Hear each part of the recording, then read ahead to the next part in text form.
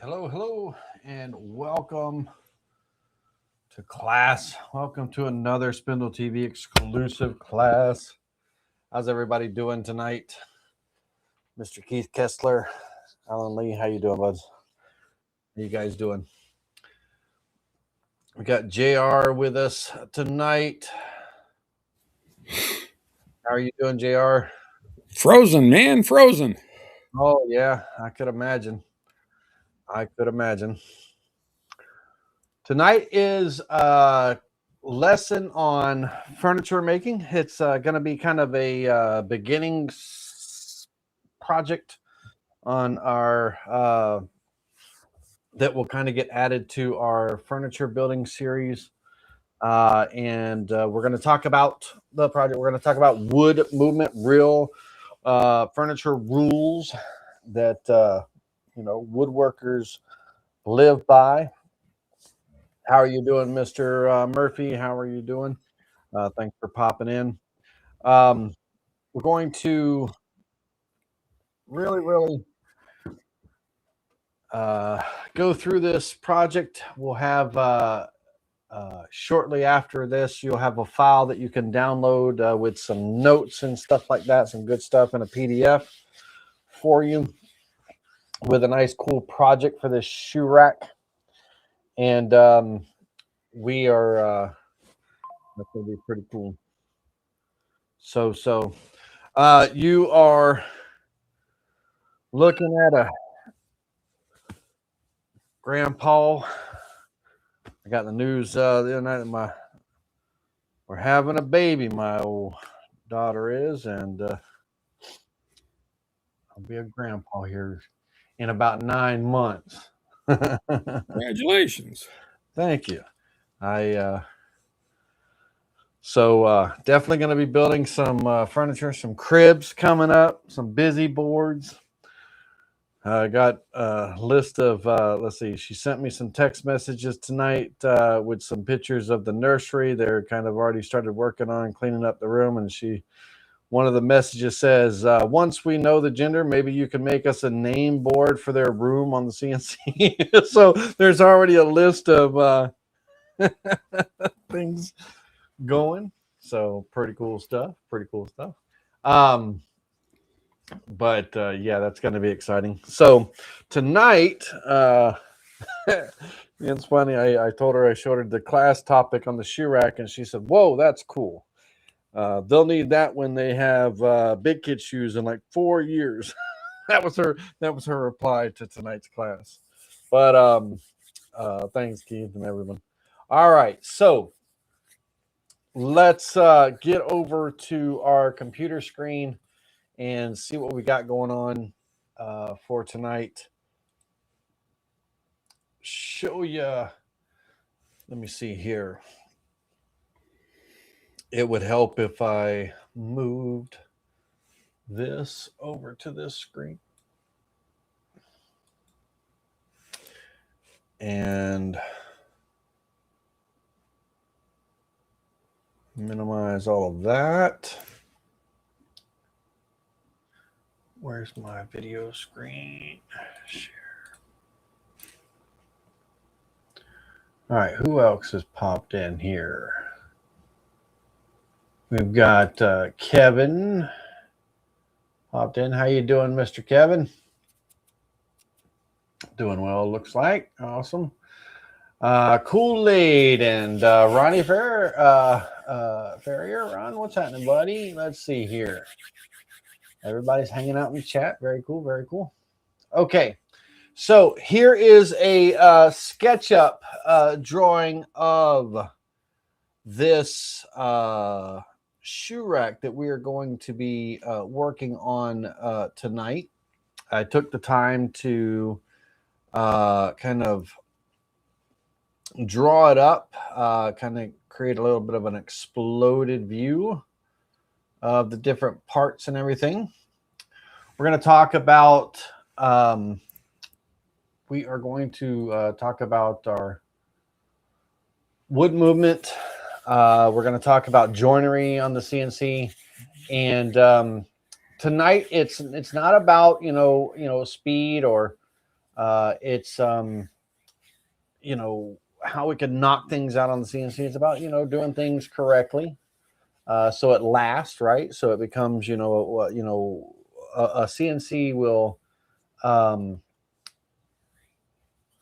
be used to make the parts and everything. But we're gonna be doing some assembly, and we got to think about the fundamentals of wood movement. You know, how wood moves. Um, you know, what we glue, what we don't glue, and the the project uses the same CNC fundamentals that we use, but we're just going to kind of apply it to furniture building. And this is, like I said, going to be the first project of a furniture series that I'm working on for us exclusive members and everything, and all of that wonderful jazz. So you're going to learn tonight. We're going to be doing profile cutting. We're going to be doing pocket cutting. We're going to learn about making jigs, because we're going to make a pretty slick little jig that will allow us to cut these front and back pieces that you see on the screen here, these front and back pieces, and allow us to create the tenons with very easy cuts and everything right on the flat table. And it's going to be pretty slick, to say the least. So we're going to learn a little jig making tonight to knock out some things. We are going to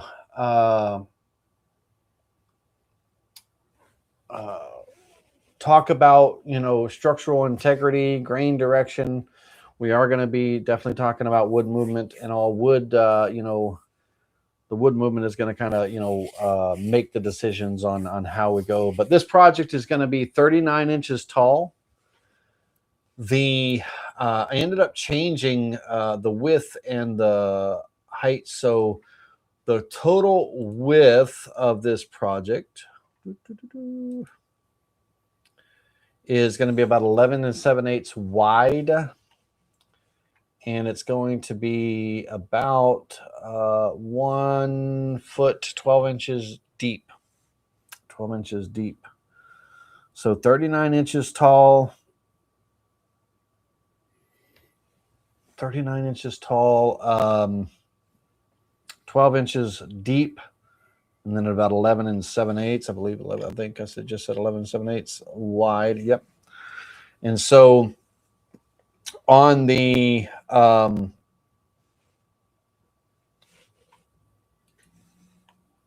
height, that 39, if you have a smaller CNC where maybe you don't have a bed that's as big that to be able to cut a 39-inch panel or something, you could definitely tile. Or this is a 7-tier, basically 7-tier shoe rack.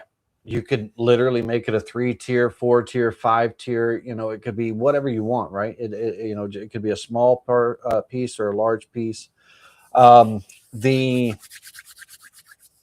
Let's see if I have some reference to that.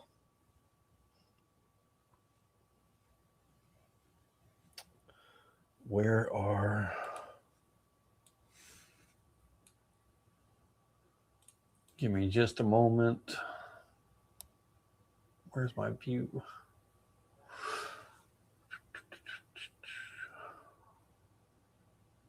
Well, I really do have a view here.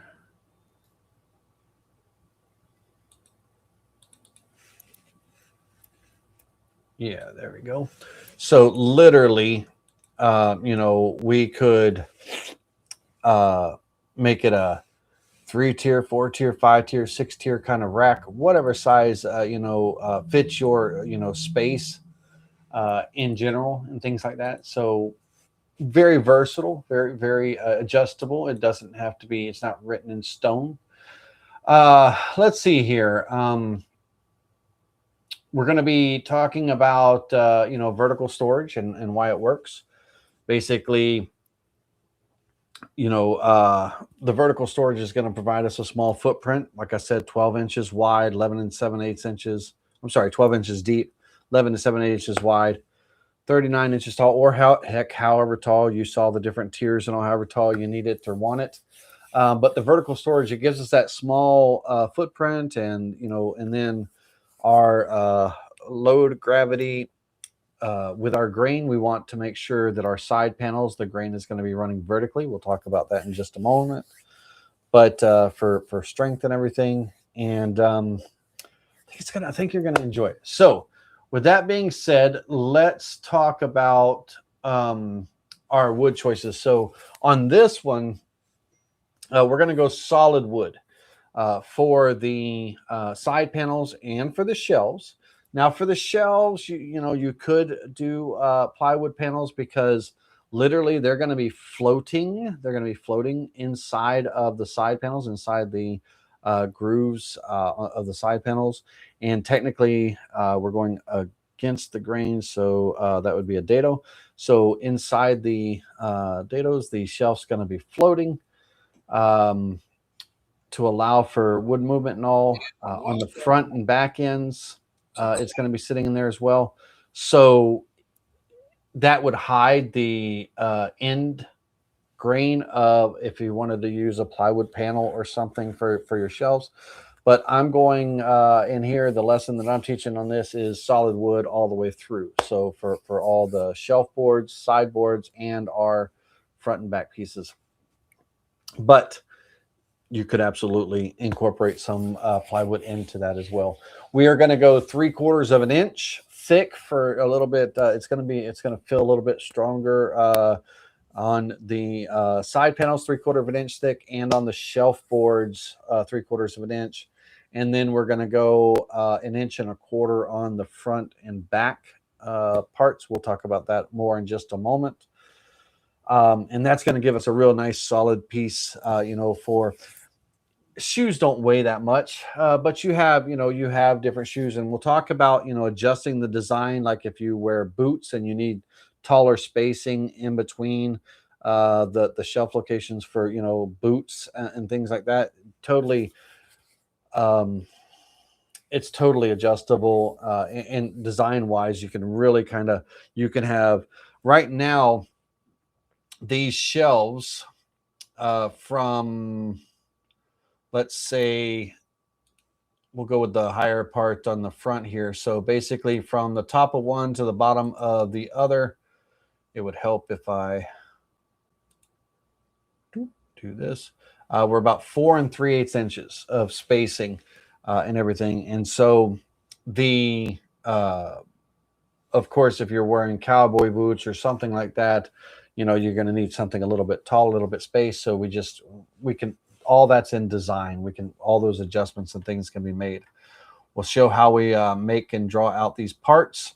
I just went ahead and drew it up in SketchUp for you guys and girls that are visual and able to see this stuff. Oh, did I lose everybody?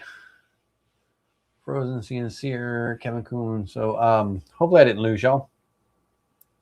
But hey guys, let me see here. Hey, Doug Fushi's popped in. How you doing, buddy? All right, so wood is definitely stronger along the grain, weakest across the grain, right? So we are going to make sure that the part that we have is going to be sound. It's going to stand the test of time. We don't want it falling apart after a few years, or from the weight of anything, because it could be more than just shoes. Hell, you might have a planner or something sitting on the top shelf or something. We definitely don't want it to, snap the side panels or anything crazy like that. So we're going to, the grain is going to run vertical on the side panels. That's going to allow the shelf load. It's going to resist, the shelf load and everything. And then let me pull these. Bear with me just a second here.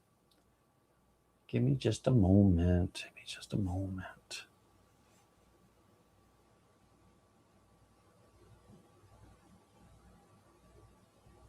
All right. I'm sorry. I keep looking. You guys are over here, so I'm watching the chat and watching everything.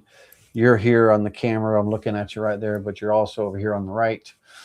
I got to organize my monitors a little bit sometime. All right.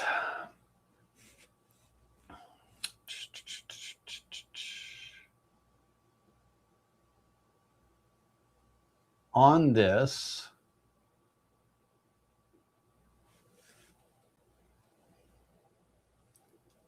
give me just a second here.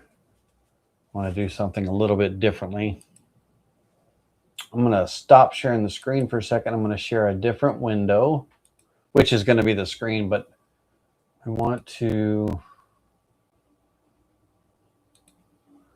if at any time, you know, holler at me in the chat if something does not, let's see if that comes up.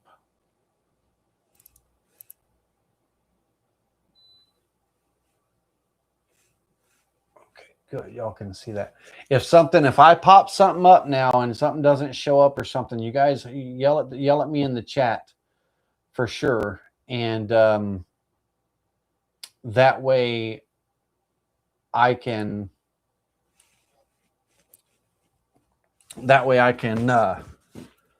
catch it early, you know, before we get too far off topic or anything like that.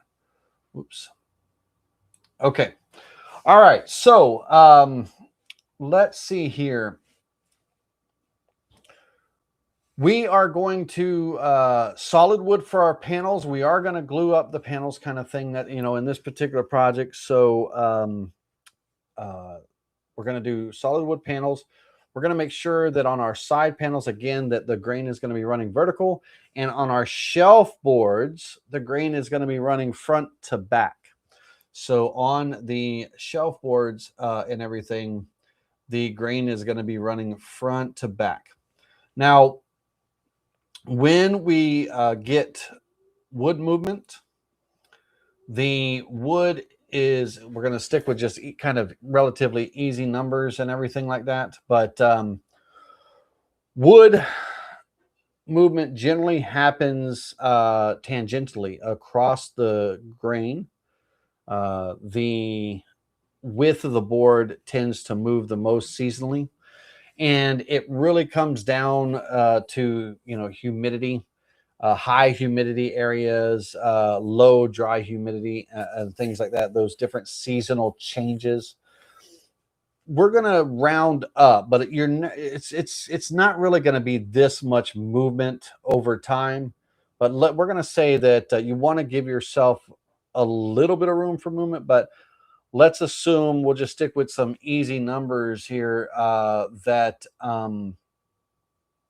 depending on some species and everything, you could possibly get up to 1/8 of an inch of movement on the your board could fluctuate from one season to the next, or, you know, depending on the area and stuff, up to 1/8 of an inch difference in some cases. Usually, I would say probably no more than a 32nd to a 16th of an inch of movement, but we're gonna just kind of, I'm rounding some numbers up for ease of sake. Now, longitudinally with the grain, very little movement. With the direction of the grain along the length of the board, very little movement. So when it comes to furniture rules and furniture builders and all, we got basically 3 simple rules. Wood moves most across the grain, hardly moves at all with the grain, and moves just a little bit radially, the thickness, along the thickness of the material and everything. And once you kind of understand that, then when it comes to building, it really kind of sets the rules for how you end up building things to allow for that. You literally allow for that wood movement to occur. Otherwise, the wood's going to win. you could glue something together and everything, and the wood's going to win every time. It's going to, either blow apart or it's going to shrink or what have you. The glue's not going to, keep it from moving.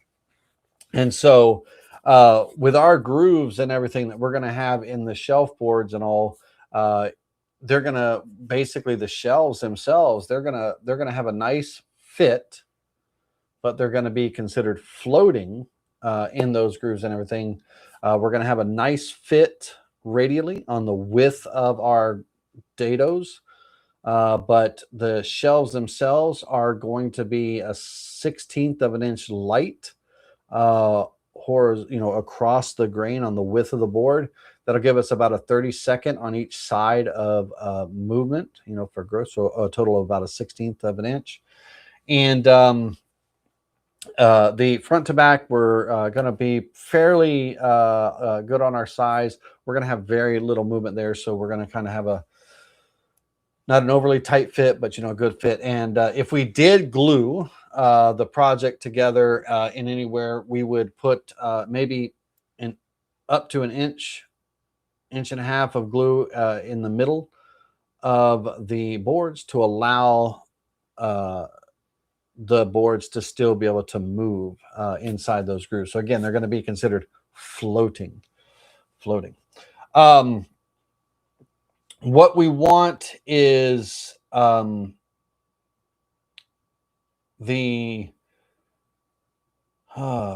let's see here.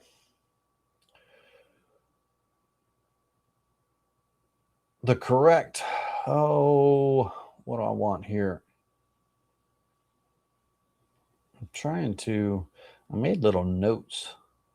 Where's my little notes at? Hold on a minute, Buddy Rose.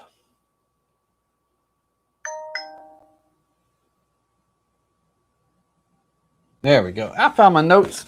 I got notes next to my videos so I can talking points and all that stuff. All right.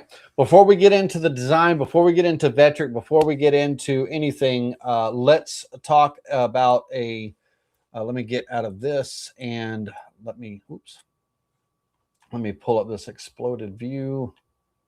Whoa. Cool beans here. I don't know why it just doesn't seem like it fits. There we go. That's good enough. Okay. So we're gonna go over the basics and all that, and we're gonna some of the things I say may sound stupid, but it all makes sense, really. But first thing we need to understand, before we talk about tool pass and everything, I do want to talk about something that just matters as much as the tool pass, and I've kind of been alluding to it or spitting around. I've been rambling basically here the first 10 minutes of this class and all that stuff. But wood, solid wood. It's not plastic. It's not MDF, okay? It doesn't stay the same size all year round. If you ignore that, it doesn't matter how good your CNC works. The project will fail later in life or at some point, right? You can have the most bad equipment out there and everything, but if you don't respect the wood and wood movement and seasonal change and things like that, some of the projects, especially projects that get assembled, boxes, little jewelry boxes, furniture, and things like that, they will change, and their environments will change. Heck, you could go to Lowe's and buy a board today that's perfect, that you spent 20 minutes inside Lowe's, 30 minutes making sure you grab the flattest boards, and then you get back to your shop, set them up on your shelf and stuff, or your workbench. Literally a few hours later, all of a sudden you come back and your board's got a little bit of a twist in it, a little bit of a warp in it, and you're like, whoa, what happened there? Because of the acclimation to the different areas. Some areas are drier than others, and some areas have higher humidities and things, and that's going to really, when wood has that nice moisture to it, it's going to expand. When it dries up, it's literally going to shrivel up. It's going to contract.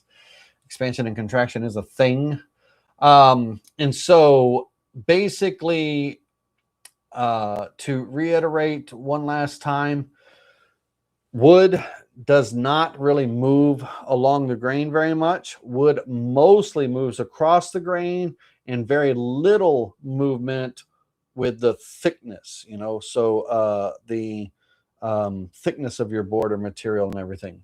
So that's it. Just those three directions, right? And they could be referred to as with the grain longitudinally, right, along the grain, across the grain tangential, if I say that correctly, and then the thickness of the materials also referred to as radial, the radial thickness and stuff, or the radial movement, and all of that wonderful jazz. So there's your technical terms for the day. That's all we're getting into as far as the technical terms go, but that's your three directions of movement. Now, when we do apply this to the shoe rack, this whole shoe rack right now,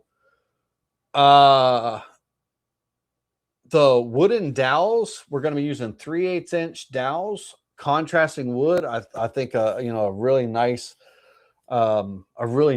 looking piece would be maybe like if this was a darker wood, it could be any kind of darker wood, or it could be a stained wood and everything. But the dowels kind of being the accent part, maybe a lighter wood. I only work with really, besides plywood and MDF and all, the three main woods that I have in my shop that I can get locally at my hardwood dealer is walnut, maple, and cherry, kind of the three most common woods that you're going to deal with often and stuff. But my hardwood dealer, Woodcrafting Woodworks, right down the road, they have southern and Appalachian hardwoods and everything, and so I typically tend to stock up on their cherry, hard maple, soft maple, and then walnut. Every once in a while, though, Robert, my woodworker, my wood dealer, he'll have some exotic woods in and stuff, and I'll play around with that. But kind of my shop, I really have just those three woods. So for me, I've got an abundance of cherry lately right now, and also, I got 3 new logs that just came in that got dropped off to me, hickory logs, and they're going to be nice. They're actually, I said hickory, they're pecan, which is in the same family, but they're getting taken over to Robert, and he owns a sawmill. He's going to be milling those up. So here in a long while, it's going to air dry. I'll bring it back here, stack and sticker that stuff, and we'll see what we get out of it and everything. So I'm looking forward to that. But right now I have an abundance of cherry. So my shoe rack would be made of cherry, and then my dowels and everything would be made of maple. Now, when it comes to the dowels, of course, we could buy ready-made dowels and stuff, at the big box stores and all that stuff, or we actually could make our own. There's all kinds of cool little dowel making tools out there at the Rocklers and Woodcrafts and online and Amazon and things like that. Temu, don't get one on Temu, but anyhow, there's all kinds of cool little dowel makers, and or you could literally with a little bit of ingenuity at all, you could actually make a nice dowel cutter to where you could take a cordless drill, piece of wood, run it through, and make your own little dowel. So we're going to probably do some maple dowels and everything. And on the dowels, we could probably glue those in. We'll probably glue those in and everything. But really, everything else is going to be pretty much kind of floating. So we'll show you how that goes and everything and stuff. All right, so I'm getting off track there. And now the to allow for the height of your shoes or requirements and everything, what I've drawn here, the plans that'll come in the PDF and all that stuff, they're kind of, like I said, about 4 and 7/8 inches height and all. It's just a matter of a design change and everything. And we're going to draw this. We'll literally draw this, even though I'm going to import some of the parts in on from SketchUp to Vectric. We're still going to draw the side pieces so you can see how to make something in the Vectric software. That's the fundamentals of learning tonight and all that stuff. The grain direction is going to run front to back on those shelves. We're going to be floating inside of the sides. We've already talked about that. And if we do want to add some glue, very small amounts of glue on the side panels and everything, but we're going to not glue all the way across that dado or anything. We need to allow for that, you know, that float, that we need to allow for that movement and everything. So this project lasts us for a good long while into the future. It might even become an heirloom piece. You never know. All right. So tonight you're going to learn profile cutting, and we're going to talk about pocket cutting, and then you're going to learn some drawing. That being said, let's jump over into the Vectric, and we will rock this part out. So I've got this part called Shoe Rack and SketchUp. You're going to learn how to import a SketchUp file, but also at the same time, we're going to draw this part inside Vectric so you can see how to do that as well. Alrighty. So let's minimize this window.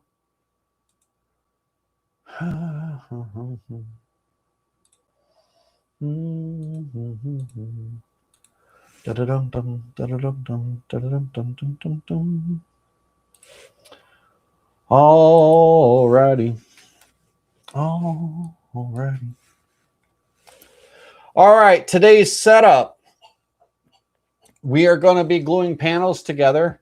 The shelf boards. Let me go back here. Let's grab some measurements here. We already know that I've already said the height and width of our panel. Sorry, I got a new kitten and she's terrorizing the dog behind me. We already said 39 inches tall, 12 inches wide. So let's go ahead and hide that. The shelf boards, we are going to be 3/4 inches thick, 11 1/16 inches wide, 10 1/8 inches long. And then we're going to have these front and back pieces. They are 1 inch by 1 inch square. They've got a 3/8 inch long tenon on each end. If I can get back here. Yeah, 3/8 inch tenon on each end. We're gonna we're gonna make a very cool jig for cutting these parts on this. They are overall length going to be 11 1/8 as well. And that is that. So 11 1/8 by 1 by 1. And then I don't know why I'm not getting my measurements here. 11 1/16 by 10 1/8. Okay, cool. All right. We are going to need on the shelf boards, we're going to need 1, 2, 3, 4, 5, 6, 7, 8 shelf boards. Again, 3/4 inch by 10 1/8 by 11 1/16. And the grain is going to be running front to back. So the grain is going to be running along that 10 1/8 inch length. And it'll be basically kind of like a 1 by 12, 11 1/4 inch board. We're going to, 11 1/16 of that, 11 1/4 we're going to be using. So you could literally get the shelf boards out of a 1 by 12, or you could glue up your own panels. Whatever it is, we need 8 of them. Okay. Our dowels going to be 3/8 inches in diameter. And they are going to be 1.5 inches in length. 1.5 inches in length. And there are going to be, along with those 8, 16 of them in total on one side. So a total of 32 of those all together. 2, 4, 6, 8, 10, 12, 14, 16. Yeah, times 2, 32. So we'll need 32 of those. We are going to need 16 of the 1 by 1 by 11 1/8 front and back shelf frames or supports or what have you. And so we'll need 16 of those. And then we're going to need 2 side panels that are 39 by 12, 3/4 inch thick. Now on the front and back panel, like I said, they're going to be, you know, 1 by 1. And on that, if you don't have, you know, like 1.5 inch stock or anything like that, 2 3/4 inch parts face glued together to create that 1.5 inch. And then we're going to be taking them over to a table saw. We'll rip them down to 1 by 1 strips, right? And then on a chop saw or whatever, you know, we're going to cut them down to 11 1/8 inch finished cut. And on the CNC, now, of course, on the table saw or a router table or anything, we could do the tenons for sure, 100%. But I'm also going to show you how we can do these on the CNC if you don't have additional tools and things like that and stuff, where you can, you know, a table saw is easy, but a CNC, we're going to knock out the 2 end cut tenons on the flat table with a jig, and it's going to be pretty slick. I think you're going to like it. So with that being said, let's jump over into the Vectric software, and we're going to set up our sheets. So the shelf boards, I don't need those on the CNC. I can, the shelf boards, again, 10 1/8 by 11 1/16. Those, there's no CNC required on any of those 3/4 inch boards. That would all be table saw type stuff. If you did not have a table saw, of course you could cut out, you know, your parts and everything on the CNC, that kind of thing, if that's the only, you know, tool you have at your disposal. But those, we don't really need to CNC work. The side panels are going to be mostly what we're CNCing, and then the front and back parts, I'm going to show you that cool jig. But let's get the side panels laid out. So sheet number 1 over here on the left, we're going to rename that to our side panels. They're both identical, so we only need to do one, and you know, we can mirror it. So there's a left and a right. Very important, very, very, very important, because you might have a pretty face, you know, on one side of your board and not so pretty face on the other and all. We want to make sure that, because all the work is going to be face, good, nice exterior face down, because we're only cutting on the inside. All the cuts are going to be performed on the inside, which would be, you know, the inside of the shoe rack panels are going to be face up, so we can do the cutting on that. All of the grooves, the holes, all that is going to be done there in the profile cuts. So good face down on your CNC machine. What I will do is I will do a left and a right side panel for that mirror effect. So left side panel. We'll change the size. We're gonna edit that.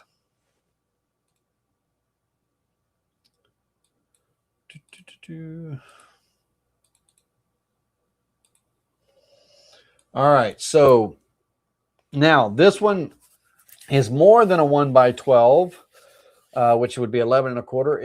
It's actually 12 inches. So we would be gluing up the panels on this. The 39 inches is whatever, you know, it could be 39, it could be 18 for all I care, you know, whatever height you want. If you want a 2-tier, 4-tier, this one is considered a 7-tier board. And so I'm going to give myself a little bit of room because they're going to be profile cut out. So I'm going to go on my board. I'm just going to give myself just enough room. I'm going to go 40 inches. And on my glue up, I'm going to probably just go about 14 inches on the width of the board. 14. And then 3/4 inches thick. On this, I am cutting it out. So I reference off the machine bed, my waste board, when cutting through the material. Guarantees 2 things for me. Number 1, I always cut through my material, regardless if I'm a little off on my thickness. I'll always cut through. And number 2, I won't cut into or beat up my waste board. We'll talk about that as we get into it a little bit. Some kind of key tips on how to keep your wasteboard, don't spoil your spoil board. Keep your wasteboard pristine. For some of the parts it's meant to be cut into, but sometimes it's a jig too. I mean, hell, you got a nice board that you've got grooves cut into, or grid lines, or numbers and measurements and all that stuff, and you went through a lot of effort to make that wasteboard. Why beat it up if you can kind of avoid it? So we're going to talk about that, but we're going to work off the machine bed. And then on the starting point, I typically work off the bottom left corner of the material, but it could be the center, whatever you want. I'm going to work off the bottom left, and that is going to be the left panel. I'm going to go ahead and add a new sheet based off of that information. That's going to be my right side panel. And then for right now, on the next sheet, the jig parts, we will just, for now,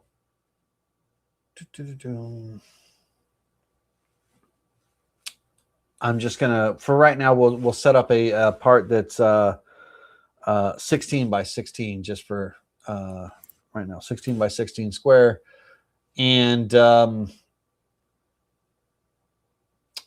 we're going to go 1 inch thick on that. Referencing off the bottom left corner is fine for it. We'll make all the jig, we'll lay out the jig and everything. I'll show you how that works. Okay, so on our side panel now, if I were bringing this in, let me get the side panel sheet active here. Let's get rid of that. Get rid of that. I have a drawing in SketchUp already. And if I took the time on that SketchUp drawing and took one of my projects and I maybe laid out different layers or added different colors to them and things like that, I could specify specific things of my drawing to bring in. What I'm going to do in this scenario and everything, because I've kind of got 4 things going on here, and right now I don't have it separated by, colors or part name or any of that stuff. If we look at the Vectric software, if we went to the import,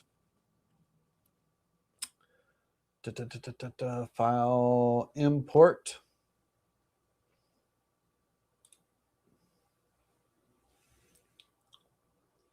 wait for it. If I were to select a SketchUp file, the software will recognize that it's a SketchUp file, and it will open up this dialog that you see on the screen. Now, this dialog on the screen basically is saying, let's lay out the imported data. Are we doing an exploded flat view? And on the part orientation, is it going to be an auto orientation? The largest face is the top face. Or are we orientating it by material? The face with the selected material is the top face. And with the material, if I were choosing that option, I could choose a color. I could paint all of my faces of my boards and everything with a particular color in SketchUp, and then I could choose that color, and it would bring that board with that face up. That color, whatever face I colored, it would bring it in with that face up. If we auto orientate, it's just going to bring all of the data in and auto lay it out and everything. So it could be kind of flipped or what have you. Now, if I choose to bring it in as a 3-sided view, then it's going to bring it in kind of almost like a little bit of a 3-dimensional type item to where we can see the top, front, and sides. And that, in the case of what we're doing on our profile pocket cuts, would not be a good option. And unfortunately, I don't use the import SketchUp enough to really know when that would be a good option, because everything I've ever drawn in SketchUp, everything I've ever needed to import is been a flat orientation. But if it is a piece of molding where we need to see the molding profile and all, absolutely it would be a 3-sided view because we need to see that profile and stuff like that. But for most stuff, it's a flat orientation. Now, in the second option on the imports and everything, it wants to know, do we want to create circles for the arcs? Because in SketchUp, when we are in SketchUp and everything on the arcs and all, it is a segment. Let me see if I can turn this. It is a multi-sided kind of polygon, if you will. It's not a true smooth arc on there in SketchUp. And so the Vectric software is saying, do we want to replace or create circles and arcs to replace those ends?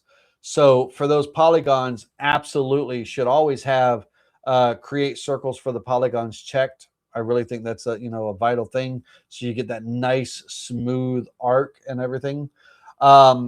Refit arcs to boundary basically is we want our arc to match the size of the part that we're bringing in, so try to fit the arcs approximately to the SketchUp fillets and files and stuff, the fillets, Now the components, every one of these parts in the SketchUp file is been grouped together. So the face of this board, the front, the back, the top, the bottom, and all of the insides and everything, it's being grouped as a component. And so the Vectric software is, when it comes to component or group handling, it's saying, when we bring these parts in, create groups for each of the components in the SketchUp model, bring them in kind of like when it lays out all the parts, don't just scatter the parts all over the screen, kind of group them together is what we're saying, keep them close to each other because they belong to each other. But components, actual components that we've created in SketchUp, we want to keep those intact, and it is going to bring in like the vectors. It is kind of almost a 3D view when it comes in. We're going to have a vector outline, but we're also going to have the little pockets that make up the individual parts. So there's going to be vectors on top of vectors on top of vectors. And you might refer to that in some cases as duplicates. Duplicate vectors, you're going to have your bottom vector, the top vector, they're identical. And then all the little rectangles or vectors in the middle that make up the part, it's going to bring those in, and we're going to have to delete things that we don't need and all. But it doesn't like literally flatten it out. It keeps that 3/4 inch board, but it has a top vector, it has a bottom vector, and then it has all the connecting vectors that make it that 3/4 inch board, that 3-dimensional item. So it brings in all those on top of each other, and they're kind of considered duplicates. So we're going to get rid of some duplicates. Now, the outer boundary, I've never really used this option, but we could replace the outer boundary, and it is for flat jobs only. And basically what it does is it creates a single boundary, deleting all the parts touching. And just what I was just talking about, it brings those, that front piece, that bottom piece, and all the parts that connect it to make it look like a 3/4 inch board. It brings in all those vectors on top of each other. Well, if this is a flat job, this check here, it basically gets rid of all of that extra stuff and just brings in that one boundary line, which is really all you need and everything. So it would complete that. I don't use that because sometimes some of the vectors that it does create, like it'll kind of segment off different rectangles and squares and stuff. I use those for different type of pocket cuts and things like that. So I like to be able to select and delete what I don't need from the SketchUp import. I like to be able to select the vectors that I don't need and delete them, and keep the ones that I do that are going to help me with creating my toolpaths. So I don't really use that option, but absolutely it could, it gets rid of all that stuff, and it just keeps the outer profile and everything. And it could make it easier for you if you don't need all those extra vectors. I like to be able to choose myself and all. Now on the imported data right now, it would import all the visible data in the file. or I could choose to import all the data that are on selected layers, right?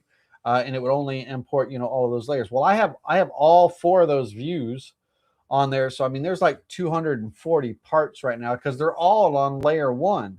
None of them have been moved or separated into, this layer, that layer inside my SketchUp. I really should, if I'm using SketchUp, I really should start, really organizing, left side on this layer, right side, that kind of thing. But right now, everything is on layer 1, all this stuff and all. So if I selected all of this, I have the option in everything to, let me open up layers. I could add a new layer. And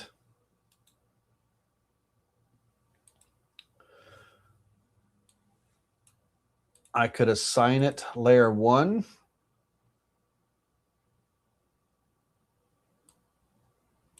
Assign it on layer 1 here. And let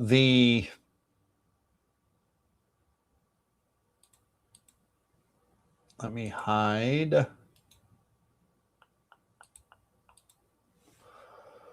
these.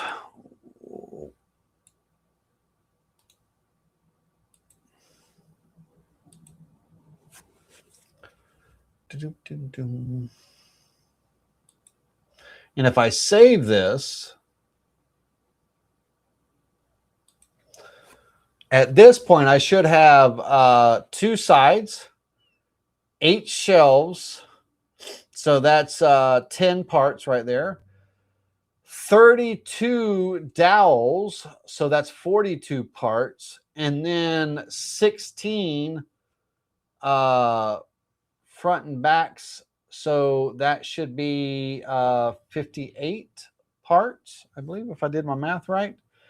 And on that import, let's hit cancel and re-import that and see if it changes. See if I know what the heck I'm talking about. I might not know what I'm talking about. Let's find out here. Let's see. Let's import that in. Shoe rack. And the says 28 parts on layer 1. So we'll see what I put on layer 1, because I could have swore I selected that whole entire rack, right? But it is now things are grouped together, and the groups, it might only be counting one of the groups. So let's find out. Here we go. We're going to import that in. All right, so it did bring in all the parts and all of our front and back pieces. Here's all those extra vectors I was talking about, like on those tenons and stuff. But we have all of our shelf boards are in here. Our 2 panels are in, and everything is grouped together, so I can move this out. But it laid it out really nicely for me. But we have our left and right side piece, all the shelf boards, which we won't use. The front and back pieces we will use. But, if we were to organize our SketchUp file in this case and everything, now it says 28 parts. Did I do my math wrong? So 2 side pieces and 8 shelves. That's 10. There are the dowels. The dowels. It did not bring in the dowels. It brought in the circles, but it did not bring in the dowels. So those 32 dowels, it didn't bring in. So that's why it's only 28 parts. So we have 1, 2, 3, 4, 5, 6, 7, 8, 9, 10, 11, 12, 13, 14, 15, 16. Another 8 shelves is 16 and 8. Is it 8? 1, 2, 3, 4, 5, 6, 7, 8. Yeah. So that's 24, 25, 26. Interesting. So the dowels didn't come in. I don't know why the dowels didn't come in, but I guess it's probably because we can't make dowels on the CNC. Anyhow, I don't know the reason but here's our parts all nice and organized and everything, so we can set those to the side. But I want to draw this part as well. We're going to be focusing on, let me move these out of the way. Let's rotate this 90 degrees. Number 9 on the keyboard. I'm going to rotate that 90 degrees, and I'm going to go up to the alignment tool, and I'm going to align that left to right with the material. And I'm just going to use the up arrow to kind of bring it up. So here's our part. Literally easy enough. I drew it up in SketchUp so I could visualize it, but now I could literally import it in, set my tool paths, and I'm off and running to the races and all. But I want to draw this. If you were drawing it and everything in Vectric, just want to make it with you. This is the part, really the only part that's getting cut. Besides our, our front and back pieces. You'll see that in just a minute. But that's a 1x1 square, kind of thing. This part is the important piece. So here we go. We're going to take a rectangle, and we're going to make it 39 inches wide. That's our length. And we're going to go 12 inches in height. On here, I want the center of this rectangle to land at the center of my board. So that is my x-axis divided by 2 equals up here in the anchor point. And then my y-axis divided by 2 equals the equal key. When I create that, it's going to throw that 39 by 12 board on my 14 by 40 board. It's going to throw that vector right here, that rectangle, right in the center of it. All right. On here, if we were to measure, use the measuring tool and everything, the width of the shelf segments here, they're 1.5 inches. So horizontally, each of these parts from here to here are 1.5 inches wide. Okay. And the space in between them horizontally is just under 3 7/8. Now 3.857 is if you take 39 inches and that 1.5 inches, there are on that 1.5 inches wide piece here, there's 1, 2, 3, 4, 5, 6, 7, 8. So if I take that 1.5 inches times 8, that number gets subtracted from my 39 overall height, and that leaves me the space in between, which would be, if they were equally, divided all, and it comes to 3.857 inches. And so I need to respect the math, right? I can't, unless I make it taller or this or that. Like if I wanted to round this up to 3 7/8, 3.875, then something's got to go longer. It's not a 39-inch tower at this point, and all that stuff. I want 39 inches for my overall height. So that 1.5 inches times 8, we have, what is that? 1.5 times 8 off the top of my head. It's 12. Yeah, I don't know why. Anyway, so 39 from 12 leaves 727. And 27 divided by 1, 2, 3, 4, 5, 6, 7 is 3.857. Okay.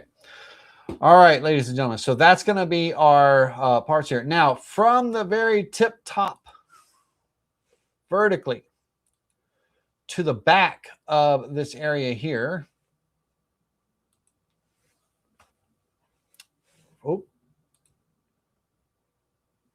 Vertically, from the top of the part here to the back, center part, we're just about 7 inches deep, but it's 6.9 inches.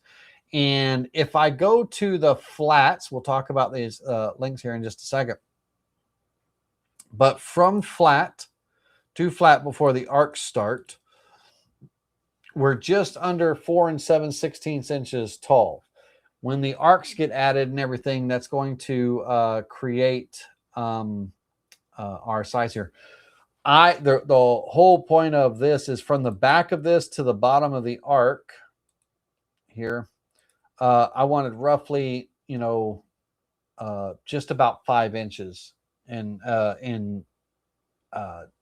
width on that back spine. The side panels are the spine, the spline, whatever you want to call them. They're the spine of the project.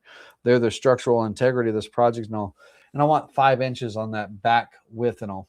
So that being said, here's how I would lay this out. Number one, if we were using guidelines, we could come over here and drop a guideline right on the front corner. And then we could come in and create a relative guide 1.5 inches to the right. So that's a positive number, 1.5 inches. And let's try that again. A relative guide, 1.5 inches. And that's going to give us our layout for where our that front piece is here. So on this, keep in mind, now this is a rule that it literally is a rule. The arch at the end of the part, the height of the arc is 1/2 of the width of the rectangle that you're drawing. So this is 1.5 inches wide. So this arc from the flat to the curve is 3/4 when it's automatically generated. So overall, this is 12 inches front to back here, 12 inches overall. If I subtract 3/4 from that, that makes it 11.25. That is how tall my rectangle needs to be here, because when I put the arc at the end of it, it's going to add 1/2 of its width. It's going to add that 3/4. So here on drawing the rectangle, I would come down here and literally create this rectangle. And on its size and everything, it's going to be 1.5 inches wide, and it's going to be 11.25 tall from that bottom where I started, 11.25 inch tall. And when I go into node editing and I turn this to an arc, that arc is going to bring it to that 12 inches. The arc is always going to be the full half circle, basically. The full half circle arc is always going to be 1/2 the width of that part. If you draw a rectangle and you need arcs at the end, like if I was making a handle hole for a cutting board or something like that, or what have you, and I want the overall handle hole to be 3 inches long, and let's say an inch wide, right? The arcs at the end are going to be 1/2 inch on each end. So I would draw my rectangle 2.5 inches, 2 inches wide. And when I put the arc on the left, 1/2 inch, on the right, 1/2 inch, that's going to create my 3 inches overall length, right? Because my width is 1 inch. So it's half of that width. Did I make sense? Do y'all understand what I'm talking about? Hopefully you do. Hopefully you do. Let's see if how many people are confused. Hey all, how are you doing? Let's see here. Good evening, Breeze. What's that, guys? All right. So hopefully that makes sense to you. Now, so we have this rectangle here. And on this rectangle, we can create an array of these going across the part. We can create a linear array. We can just copy and paste and drag and drop, or whatever we want to do. We have to do the math, right? There's no magic number here. And on my array tool, I need to know the distance between the two parts, the gap or the offset, right? And what I love about SketchUp, man, I wish Vectric would adopt this one little feature in SketchUp. In SketchUp, if I draw a part, let's say I draw this rectangle here,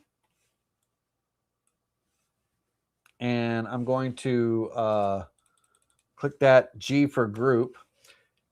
If I move this part, M for move, hold down the control key, I'm moving a copy, and I'm going to snap it right to the end here. Now, I want this part from here, I want to move it over. I want 1.5 inch gap in between the parts. So I'm going to move it now, again, a distance of 1.5 inches, right? 1.5. And right now, let's say I need 8 of these. If I hit X8 and equal or enter on that, come on now. You got to do it all in one move. Hold on a second. Come on, play with me. Play nice with me here. Let's try that again. Move tool. We're going to separate that. We're going to go 1.5 inches. And then I'm going to go X8, enter. Don't make me out to be a liar. Oh, I have my layers turned off. Hold on a second. Are they visible?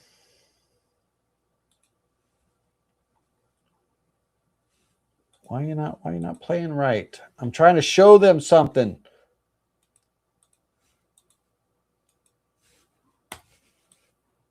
Let me see if I can get this. Let me see if I can get this. Here. X8, enter. There we go. Lord of mercy. Takes a second. And of course, I forgot to put the space in between, but you'll get the idea. But if I move apart a certain distance, one piece, and then hit X7, X5, X8, it creates those copies with that same spacing that you move automatically. Man, I would love to have that in Vectric so I could take my next rectangle that I just drew and move it over where I want it to land, and then hit X7 and lay them all out. That would be awesome. But you know, for a keyboard shortcut, that would be cool. But we do have the linear array tool, which is this tool right here, where we can create, you know, an array of things. And in this case, we would have one row, because it's one solid piece from top to bottom. It would be one row, but it would be 8 columns, right? If we were doing the linear array. And here we are either doing a gap or an offset. So a gap is the distance between the, let's call it the right side of one part to the left side of the next part, the gap in between. Or an offset measurement, which would be the left side of one part to the left side of the next part, right? So it accounts for the width of the part plus the space to the top of the next part, right? So that's an offset.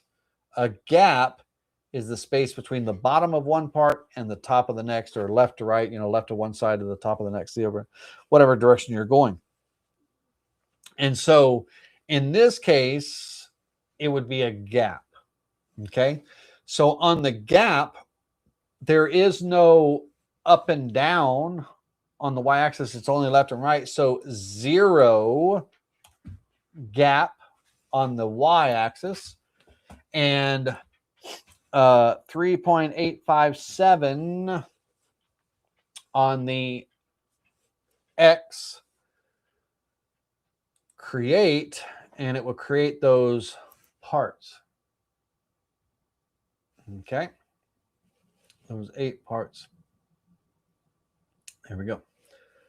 So, but you have to know that distance. So let's say, okay, I don't have a drawing to go off of, Laney. How would I know that it's 8.578, blah, blah, blah? You do the math. 39 or our pieces are 1.5 inches wide. There's 8 of them. That's 12 inches.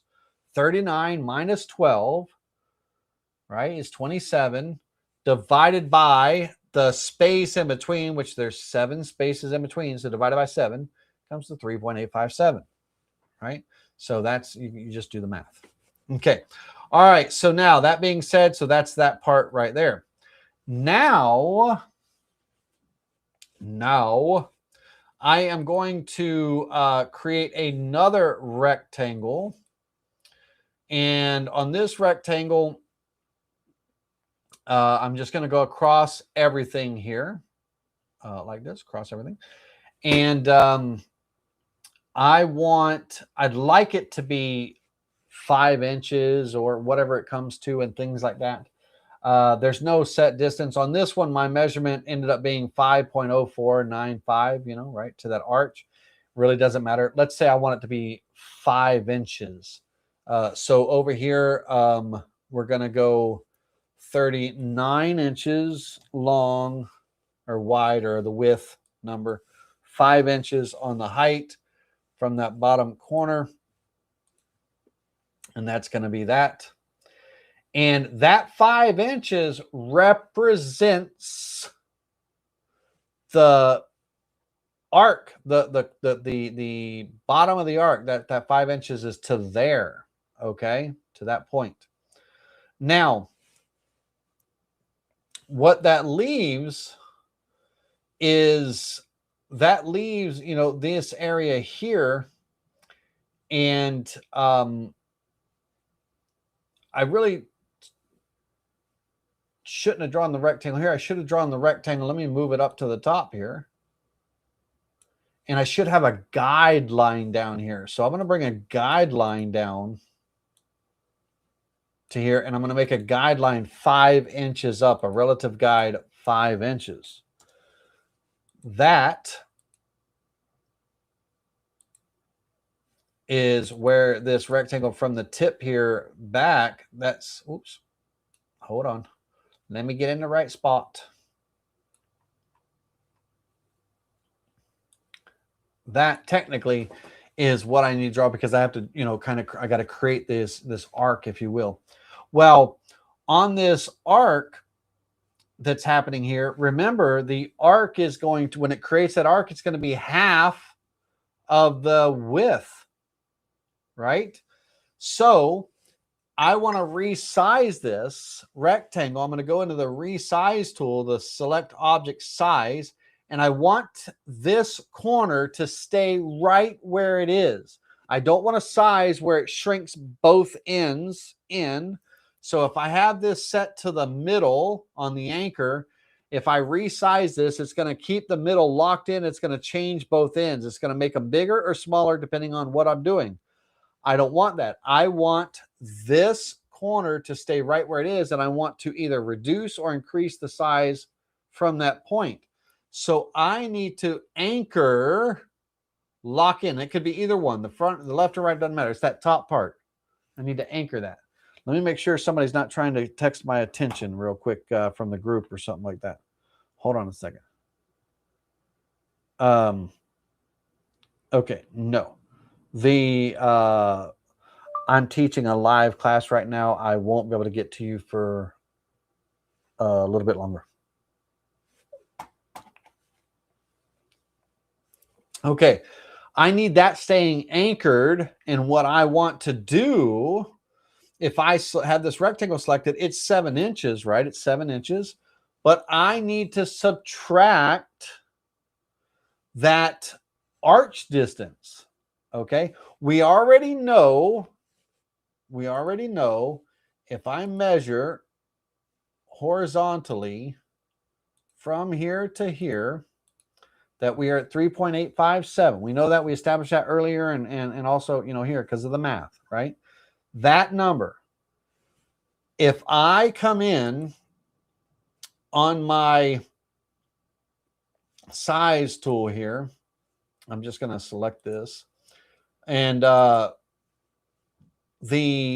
can break out the calculator, whatever you need to do, but I need to know 3.857 1.857 divided by 2 is 1.9285. That's what I need to reduce this part by. So here on the height, I need to anchor that in, lock that in, and I need to subtract that 1.9285 from it.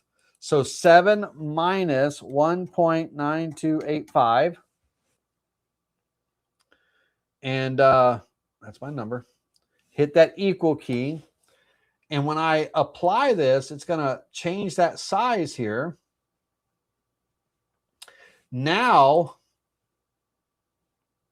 when I make up this vector here and turn it into an arc, it's going to come to this line. So here, first thing I got to do is I really should have used guidelines instead of the rectangle. But anyhow, so here on node editing, when I right click and change that to an arc, it's going to snap that arc to that point. And the it's going to be the same for each of these. Now, right now, this should have been a guideline, not a rectangle. But I'll just my mouse getting hung up. Copy this over. So once again, now here's the important part. I want to create an array of these all the way across here. And the gap in between is 1.5 inches. So on my array, I'll select that rectangle there. I need 6 of these. There's 6 more remaining. 1, 2, 3, 4, 5. There's already that one there. So we'll go 6 total. Yep. The gap is going to be 1.5 inches, 1.5. Copy. Okay. Wonderful. Let me get rid of this rectangle. It doesn't need to be there. Where's that rectangle at? Get rid of that. All right, here's my little rectangles. Okay. And I don't need that. All right, so there's my little rectangles. And on each one of these, node editing, arc, arc, to arc, right? To arc, to arc, to arc.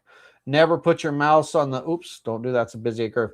Never put your mouse right on the middle. Get it on the line.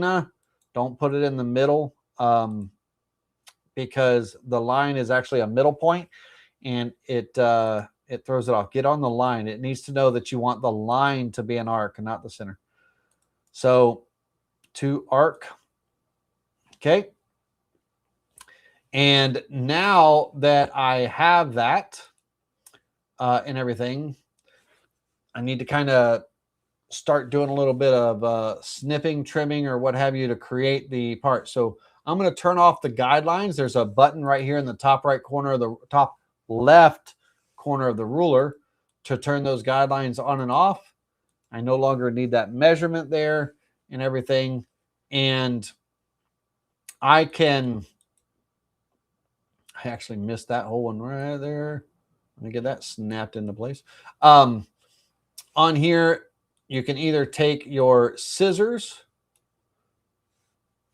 That doesn't work, right? Because there's no overlap on here. There's no overlap where the things go together. So on this, have to generate a little bit of an overlap. Not much. It's still going to trim. The arc's still going to be the same. Nothing's going to change. But we have to, in order for it to trim proper, there's got to be a little bit of an overlap if we're going to use our scissors or our weld tool. That just being on top of each other isn't going to weld proper. I don't. don't like randomly just sizing this up, but let me do one. Let me just do this. I don't like randomly, changing. I want to be the exact same arc, same dimension, same everything on all of these. So let me get this just where I have a microscopic overlap. I'm holding the shift key. It keeps it centered. I literally just want,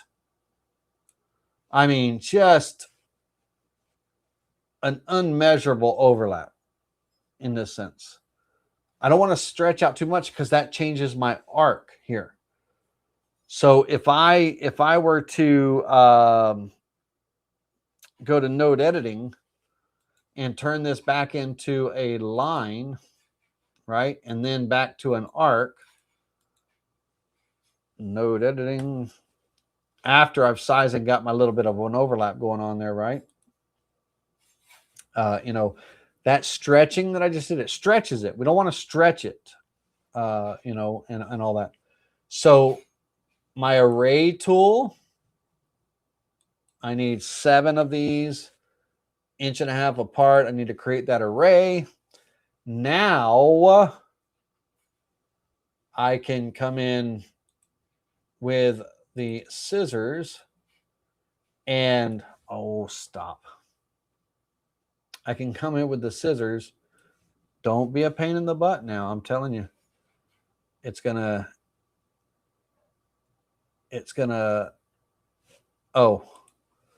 needs a back line, ladies and gentlemen. Hold on a minute. Oh, Lord.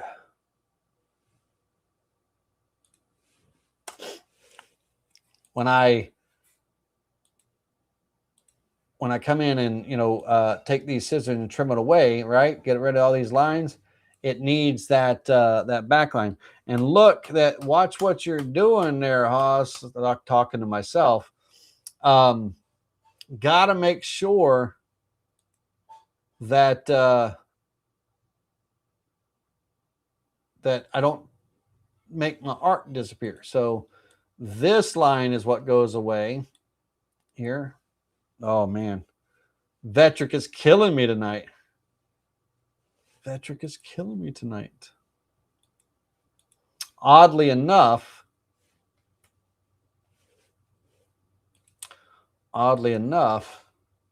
for whatever reason, the offset is on the wrong side of the line. So the reason is because I'm an idiot. My 1.5 inches, let me hit undo really quickly on that array. It's not 1.5 inches anymore. This part is overlapping, right? So that distance, that overlap distance, is not 1.5 inches anymore. The actual real number, you got to think about stuff like that. And I don't think sometimes, and stuff screws me up.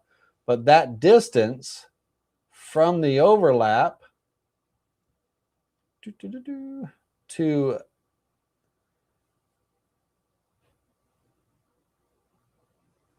if I do this, it's let me see how wide my overlap is.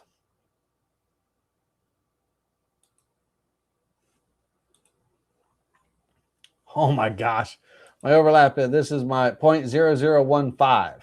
So I'm making it complicated. It's not this complicated, ladies and gentlemen. All right, here we go. So on this array, on this part, my gap 0.0015 times 2, both sides. That number right there needs to be subtracted from the 1.5 inches.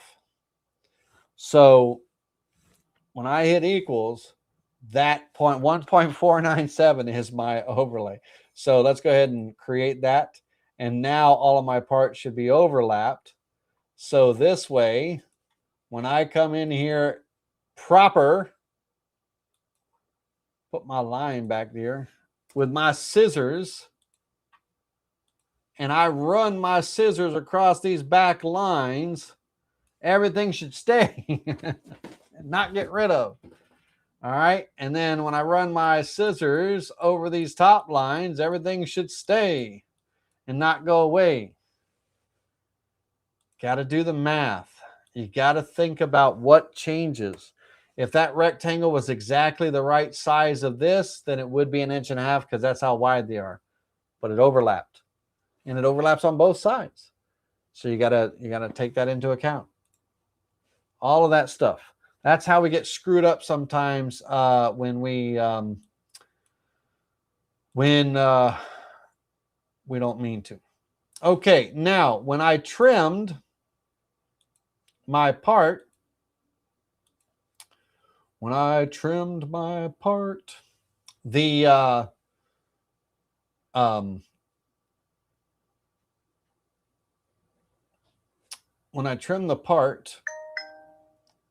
it kept the overlap.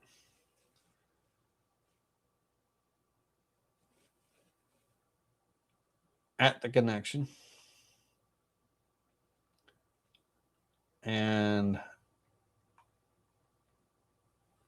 I need to take my scissors and trim away. I got it. It's going to make me do that on every single one. What a pain in the butt that was. All right.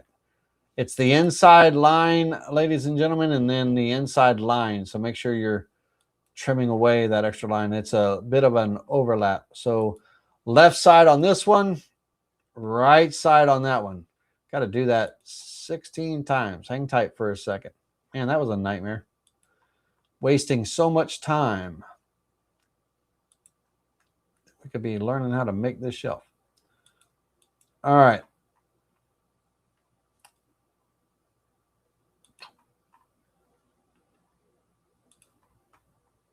All that stuff plays a role. It should have, when I trim with the scissors, it should have gotten rid of this line. It should not have kept it. It should have trimmed it away, but oh well. Now it's important that we kept the right line and everything. We want to keep the line that still keeps this at the, the 1.5 inch part and everything. And according to this, I trimmed the wrong line. But anyway, I'm not even going to, we got to move on. You get it. All right. Killing me, Smalls. All right. That's crazy. So let's see, just so out of my curiosity, is it all of them? Did I miss the whole thing on? Every single one of them? 100%. I trimmed the wrong line on every single one of them.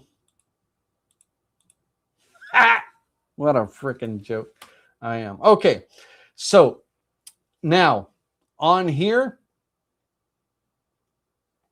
on this part that gets cut out, we have the shelf board and we have the end pieces and everything that get cut.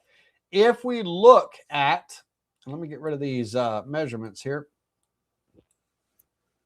If we look at the part that we imported and everything, we have the smaller square here represents, it's going to be the tenon for that 1 by 1 inch piece.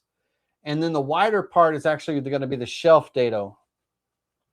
And the shelf dado is, that shelf is 10 and 16 inches wide, but it's 10 1/8 inches long. So from this to here is 10 1/8 inches. And then the tenon on the end of that part and everything, it was 3/4, I believe it was 3/4 by 3/4. Give me a second. A 1/2 inch. A 1/2 inch by, let me make sure it's a 1/2 by 1/2 or a 1/2 by 3/4. One of the two.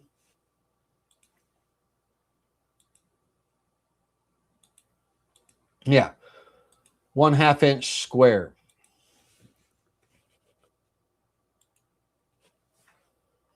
And the center of this, where this dowel is going to go and everything, from the back of the shelf and a 1/2 inch in. So if I run a guideline from the back,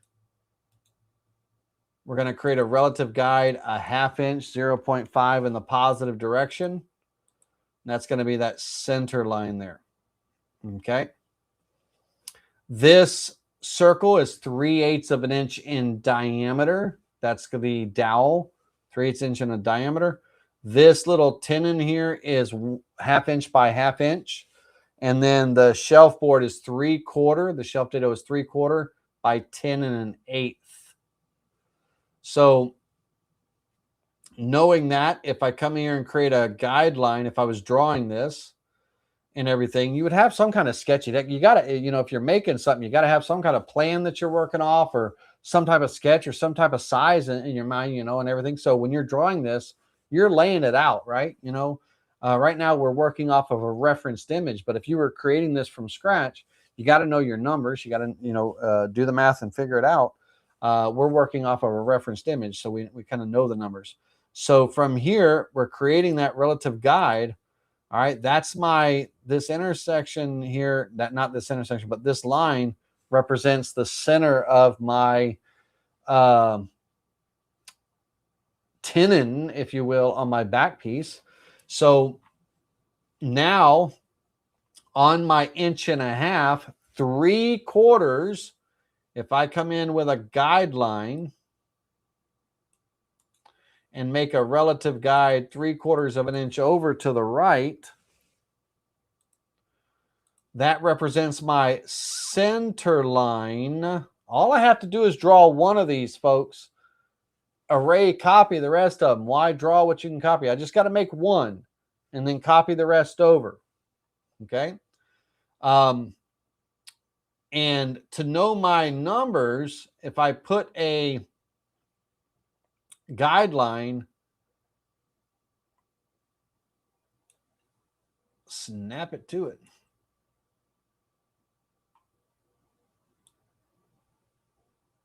I find a point to snap to. My God, I'm missing everything today. Hold on a second. There we go. Right click and make this a relative guide 3/4 inches over to get that center part. And if I measure from this center horizontally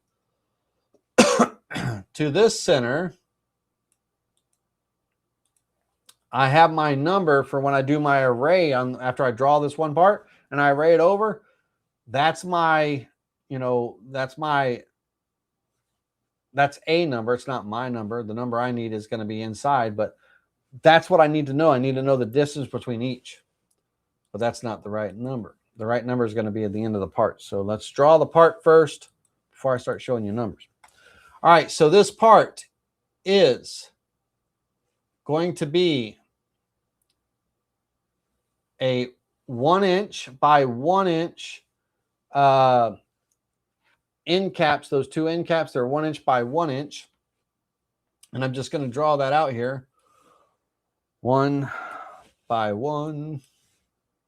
The center anchor is here. Okay. And of that, I have a 0.5 by 0.5 tenon here. There's going to be a 3/4 inch 0.75 by 10 1/8 inch 10.125 part that connects from here out. So I need to click on my anchor right here. Use your anchors. So when I click here and everything, it's actually going to be an 1/8 inch in. We'll get it centered in just a second, but we want to snap it to that. If I would not have changed the anchor and I would have just clicked here, it would have centered it on that part. And so the half of it would have been down below it and all. I want the bottom, I wanted to click that 10 1/8 to come out that way, there. So I click that anchor where I'm anchoring. Now that anchor or that rectangle, if I select to hold the shift key down on this rectangle, center a line to that last item left to right. Okay. Now, this part right here, the shelf dado, is actually going to be opened up all the way to the inside of this tenon right here. So the shelf is actually going to go inside this end piece by that 1/4 of an inch. Okay. Now, this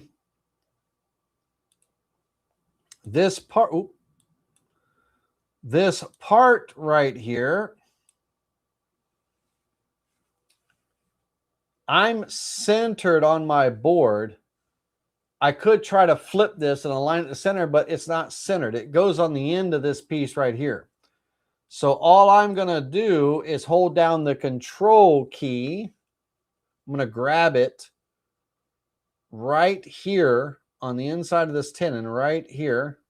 Right, can y'all see that? Right there. I'm going to grab it there. I'm going to hold down the control key and I'm dragging a copy up. All right. Now I'm just going to drop it there because it's off my screen. I got to go further, but let go of the control key at this point because now I have my copy. Original still there. And now I can continue, grab this here and drag it up and snap it into place here. And that's where it's going to go on this end. Okie doke. Okie doke. At this point, these two items connect. Get rid of that line right here. This is nothing. That's just a visual for my end pieces. We can get it out of our way so we're not confusing ourselves as, you know, do we use that in a pocket cut or something? No. That is our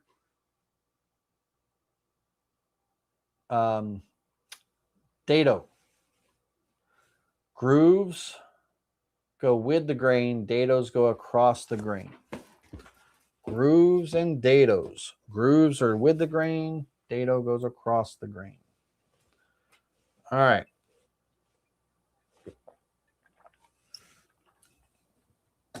Rabbit is on the edge. Okay. Now, here, this part is 3/4 of an inch wide. Here. Excuse me. And from the top of this part down, if I were to measure that, from the top down, it's roughly about 3/8. Or it technically should be 0.375. But my part is no longer 1.5 inches. So it's not, it's 0.3732. But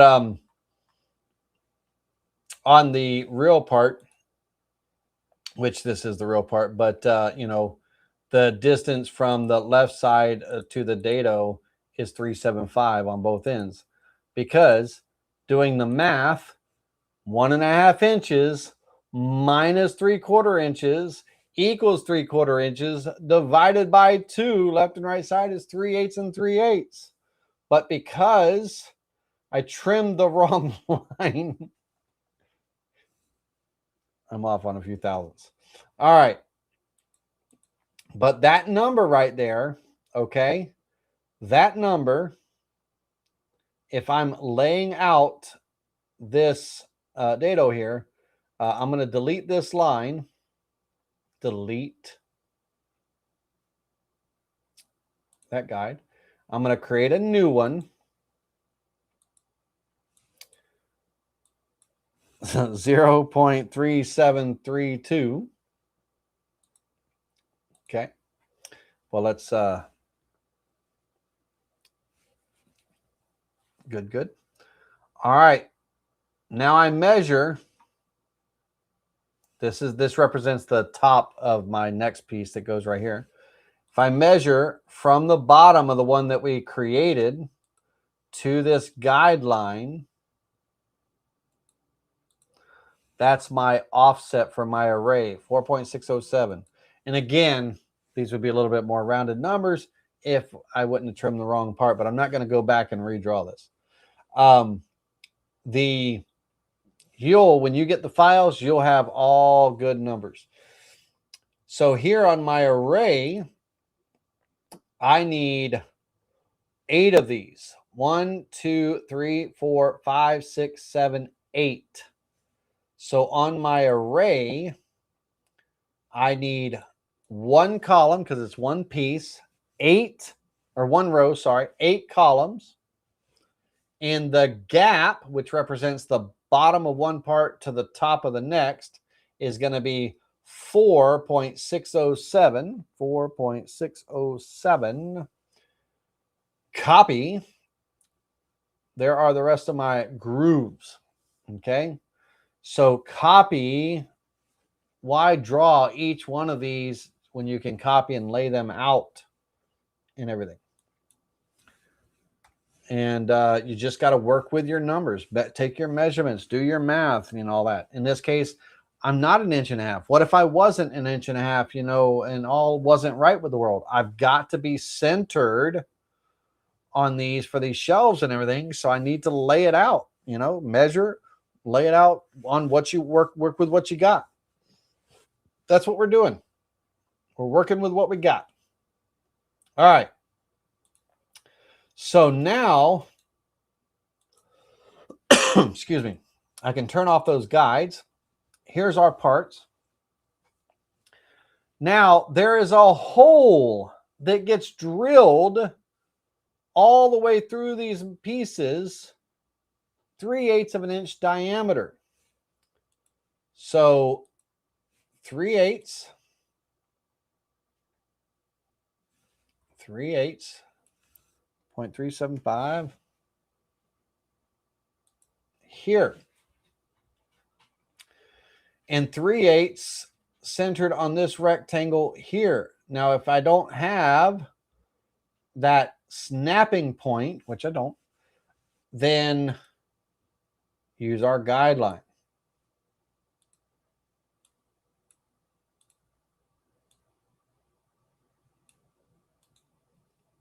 Make a relative guide. Negative, we're going down. Negative 0.5. Negative 0.5. Okay. So now that's the tenon length.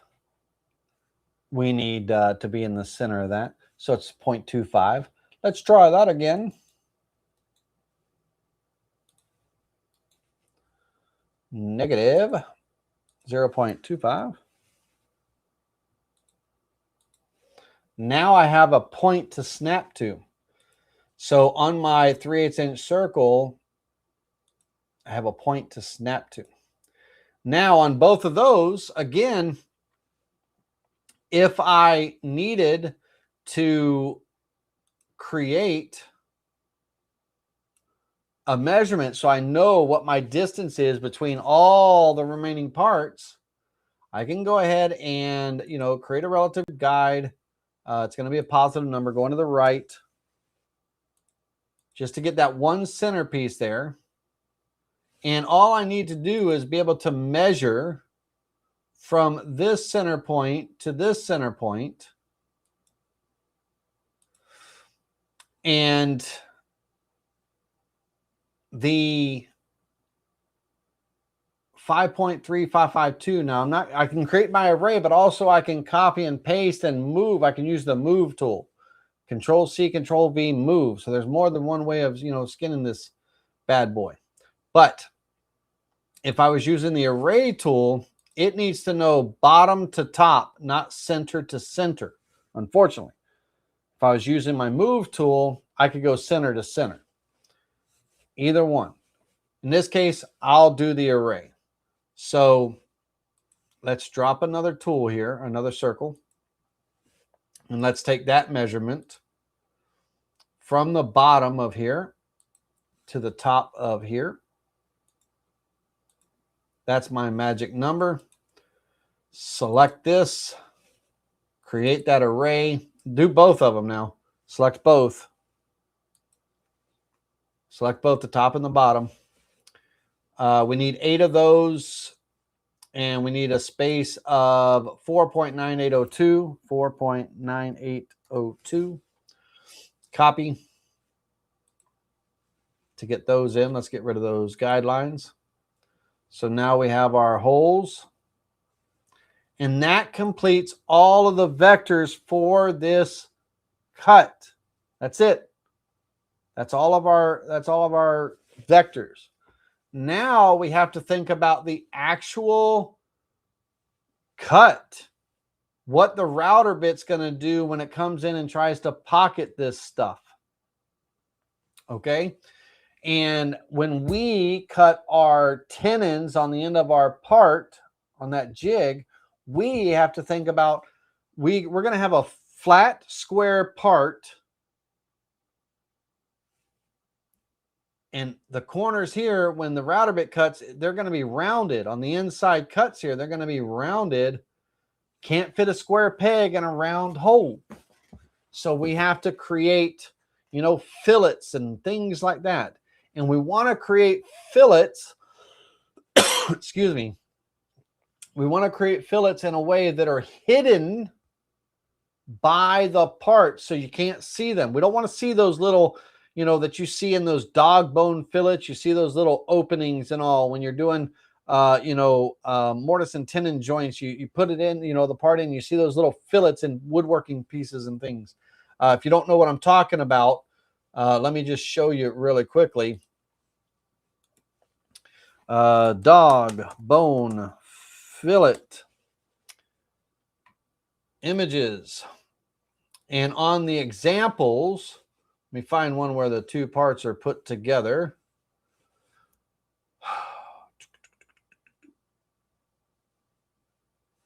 Dog bone fillet woodwork wood joint. Hold on, there we go.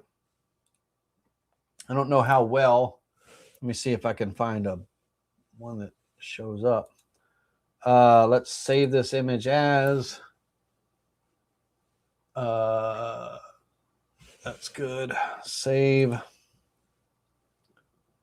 Open.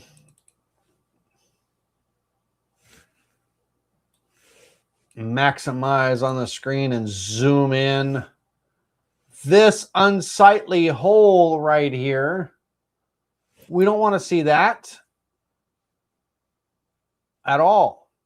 Okay, so we want to make sure that that's hidden in some fashion or another and everything by the part.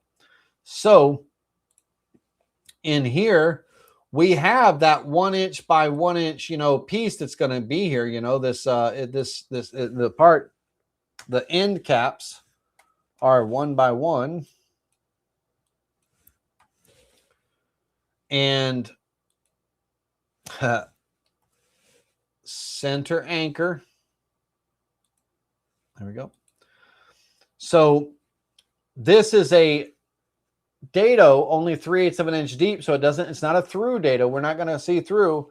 So when we do our fillets and everything, they will be hidden by this part. When it's glued together, they'll be hidden. But in some cases, you might not have a part this big. You might have a 3/4 inch wide piece and only a very, you might have like a 1/8 inch shoulder on each side. And you have an 1/8 inch little dog bone fillet that's going to be showing and all that stuff. Then you want to use a T-bone fillet or something. You want to hide it inside of the assembly so it's not seen. In this case, we're not going to be seen. So our little dog bone fillets and stuff that we do will be hidden by the other parts and all. So we're good. And in this case, when that router bit comes in, that 1/4 inch router bit, when it comes in and cuts and everything, it would create a radius here on these parts, and we can't have that. So we have to create a, you know, a fillet, a dogbone fillet and all, to allow that bit to come out. Allow that bit to come out so that we still can fit our square peg in that, you know, in that opening and everything. And in this case, the dogbone fillet is fine. If it wasn't, then we could use, you know, a T-bone fillet, which would just be a little lumping up here. It depends on, you know, but we got plenty of hiding. It's hidden behind this 1-inch piece, you know, so we won't be able to see that. So on our fillets, it's an 1/8 inch radius, 1/4 inch tool, 1/8 inch radius, and it's going to be, you know, here and here. Okay, let me get rid of this circle. All right, so here, when that piece comes in, right here, we have, you know, same situation.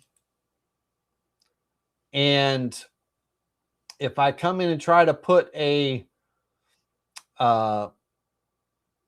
fillet here, 1/8 inch radius fillet and everything, notice it's not lighting up for me, right? There's not enough room to create that fillet. Now, if I use an 1/8 inch bit, that would be a 1/16 inch fillet. I can put it there, right? So knowing that and everything, then I'm probably going to just pocket this out. I could use both bits, you know, if I want to, you know, time is money kind of thing and all that stuff. I could use the 1/4 inch bit to do the majority, 1/8 inch bit to come in and do the fillet areas, right? It would just be a simple bit change, whatever. But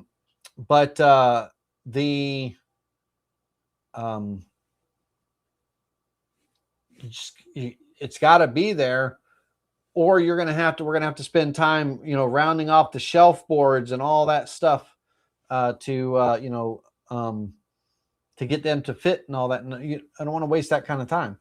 I'd much rather change a bit, whatever. But so each of these, that's the wrong corner. Each of these corners here, get that cut. Now, I do not want to sit there and do that 18 times and everything. Get your one part tight and right, you know, all the little ins and outs, and then copy everything over, right? So here, let me just take my measurement from the bottom of this part to the top of this part, 4.607. I'm going to come in here and going to delete those pieces.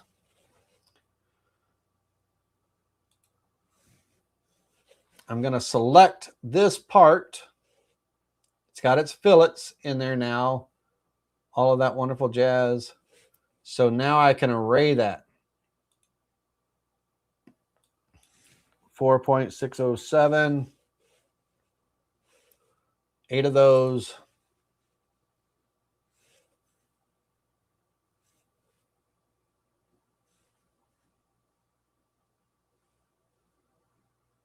Wow. How am I off? Hold on a minute. Undo. That was weird.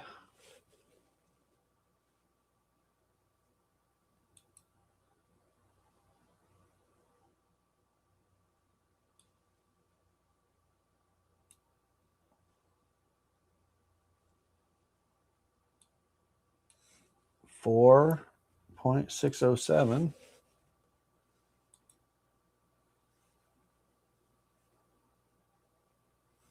Hold on now. I'm not hitting my mark.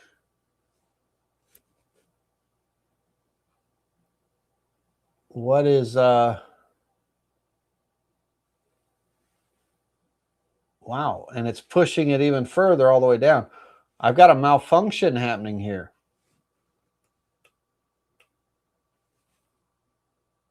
let me hit save on my work. Save as shoe rack. That's a glitch. Hang tight for a second.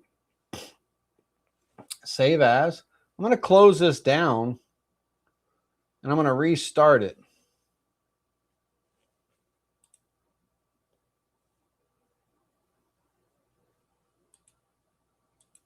Interesting.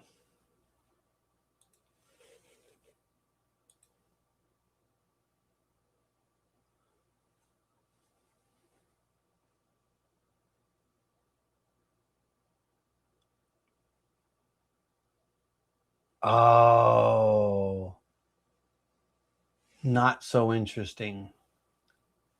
The fillets are throwing it off. I measured here, and that's not the furthest part. That's not the bottom of the part. Out here is the bottom of the part. Out there is the bottom of the part. There's always a reason for something. Always a reason for something. So, always a reason for something. So my actual measurement for that offset, see which one's going to be the furthest out.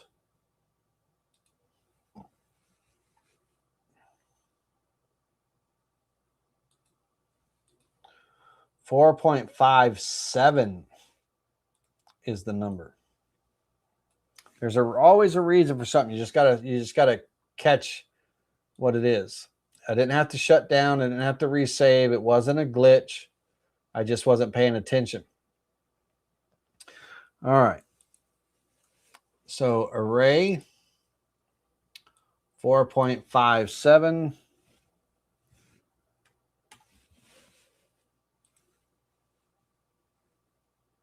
Okay.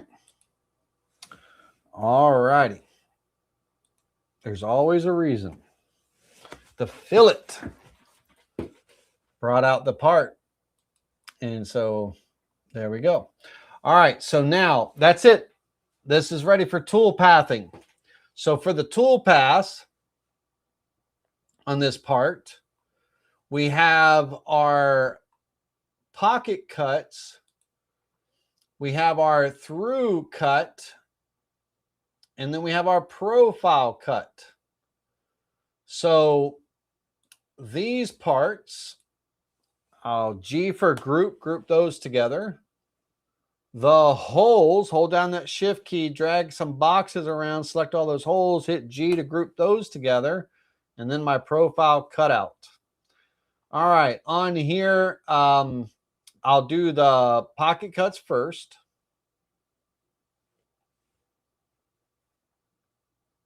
Now, show of hands, not show of hands, I'm sorry, answers in the chat to make sure you're paying attention. Answers in the chat. When I drill with the through hole, when I drill the through hole and everything, what bit am I using? I'm using an end mill, I'll tell you that, but am I using a down cut or an up cut? Or a compression cut? Which one am I going to be using for the drill the through hole for this cut? All right. Our dado is going to be 3/8 of an inch deep, 0.375. We're going to use on this, not a profile cut, Laney, you goofball. It's a pocket cut. Pocket cut, 0.375. In the chat, ladies and gentlemen, what bit am I using for the through hole cut? I will tell you that it's going to be a 1/4 inch end mill. That's a given. But is it going to be a down cut, an up cut, or a compression? Let me know. All right, these are our dado cuts. Left side, because there is a left and a right. Dado cuts left side. Okay, and calculate. Preview.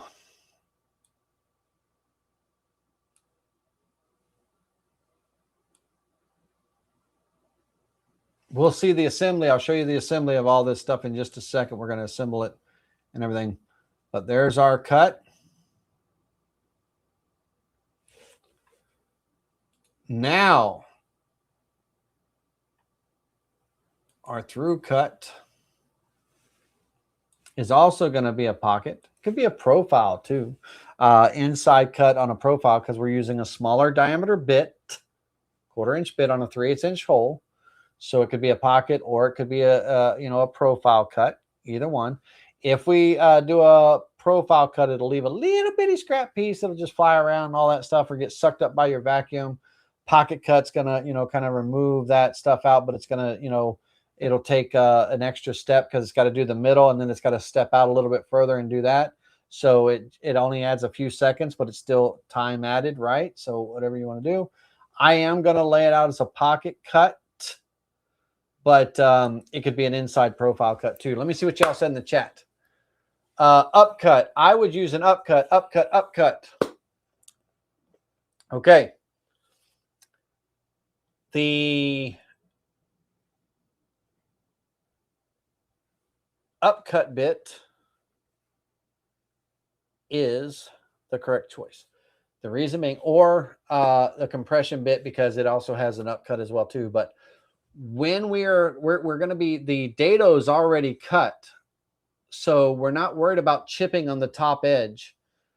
So we wouldn't use a down cut, because when we come through, the down cut will cause chip out or blowout on the bottom of the part, even though we're sitting, the part is sitting on our wasteboard or what have you. So there's kind of a backer, and it's just like putting a backer, on a board when you're doing router cuts and all that stuff, or table saw cuts or whatever, to kind of keep that chip out or that blowout. So there, we're on our wasteboard, and that's going to help with blowout and everything, but still we want to kind of, do our best to prevent that. And the upcut bit is going to kind of pull those fibers up versus trying to push them down. The downcut bit would want to blow that out. Even though we're on our wasteboard and all, it would still potentially, cause chipping or something like that, depending on, how well we were clamped and all that stuff. So the upcut bit pulling that up, that chip up and everything, when it goes and does that through cut, it's going to be pulling the fibers up, which will help reduce the possibility of a chip out on that face, because that face is our face. That's what's going to be seen by the public. That's our outside of our shoe rack, and the outside is down right on the wasteboard and everything. So we don't want to blow and all that up and everything. So yes, the upcut bit is the correct choice in this case, or compression would have been acceptable as well too, because the bottom of the compression bit has that upcut portion. Good job. All right. Technology. All right. So we got a 1/4 inch bit on our pocket cut here. We've already removed 3/8 of an inch of material. So we can start at 3/8 of an inch and cut another 3/8 of an inch. Now, this is where we're going to detour just for a quick second. Okay, this is important. Oh, I want you guys and girls, I want you really to start practicing like good machining technique. Okay? Too many times am I working with customers and everything, and I got one customer that just throws some really big, crazy numbers in their through cuts and everything. I'm like, why are you going so deep past your board, into your wasteboard? Why are you going that deep? Why are you adding that big of a number? Oh, I don't care. I just, this way I really know it's cutting through it. I'm like, that's crazy. Here's the deal, ladies and gentlemen. We are zeroing out on the machine bed. Zeroing out on the machine bed provides two absolute guarantees for us. Number one, we will always cut through our material. And number two, we won't beat up our wasteboard. Too many times do I see somebody, if they're doing a 3/4 inch cut on a piece of 3/4 inch material, I see them set the cut depth instead of 0.75. I see 0.77. I see 0.78, 0.8, 0.81, everything but 0.75. You have a precision CNC. You do not need to add any additional depth. Don't force your bit into your wasteboard, because it's not only ruining the wasteboard, it's killing the tip of your bit. Heat will start to build up. If you're doing a profile cut and your bit is in that wasteboard, it's a different resistance than what's on the rest of the bit on that other material, and it's going to cause heat to build up on the tip. Heat is what dulls a router bit.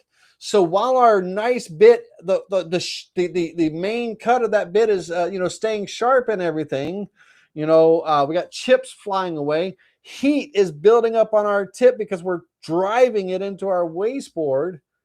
And now over time, repeated of that action, we're going to have a bit that doesn't plunge properly. Instead of shearing nicely through the wood in a plunge cut, it's tearing through the wood because the tip is dull, because we're forcing it, into this wasteboard. We're not only spoiling the spoil board, just because it's a sacrificial wasteboard, a sacrificial spoil board, and it's meant to protect your tabletop, doesn't mean you have to cut into it. All right? Try your best not to. If you're cutting a piece of 3/4 inch material, your number should be 0.75. And if you set a cut for 0.75 and you're not cutting through your material, then you need to look at your thickness and your job setup or what have you. So if you're touching off on the material surface and you set your cut depth to 0.75 and you're not cutting through, it's leaving a little onion skin or it's leaving a little material and all, that means your material is not 0.75 inches, or your motors are not calibrated correctly on your machine and your machine is not cutting 3/4. One of the two. There's no in between, right? Or you didn't have a good touch off. There's the third one, right? You didn't set your Z0 properly. One of those three, right? But if you have a good touch off on your Z0 position, and your material, if you calipered it and it's 0.75, and you tell the machine to cut 0.75 and your motors are calibrated proper, then it's going to cut through. You don't need to add the extra 0.01, 0.02, 0.03, 0.04, none of that. And I'm sorry, but I'm just going to say it this way. It's lazy. It's lazy. It's not proper machining. Learn. Be a better machinist. You're a woodworker. You're a machinist. Even though you're just getting started, you might have just gotten your CNC yesterday. Welcome to the world of being a machinist, right? You're learning. You might be an apprentice level, but you're still, learn. Don't be lazy. Okay. Now, by zeroing out on the wasteboard, we eliminate that possibility of not cutting through, because our board is slightly thicker or thinner. It's always going to cut through. Let me show you. I'm going to draw it on the screen. So let's imagine this rectangle that I'm drawing is your tabletop. Let me zoom in. This rectangle right here that we're drawing. Can everybody see that? All right. Imagine that this rectangle here is your wasteboard. And imagine that this is your project board. And let me move on the whiteboard, make it easier for everybody to see. Let me create a new layer. Let me move to that layer. Let me turn everything off for a minute.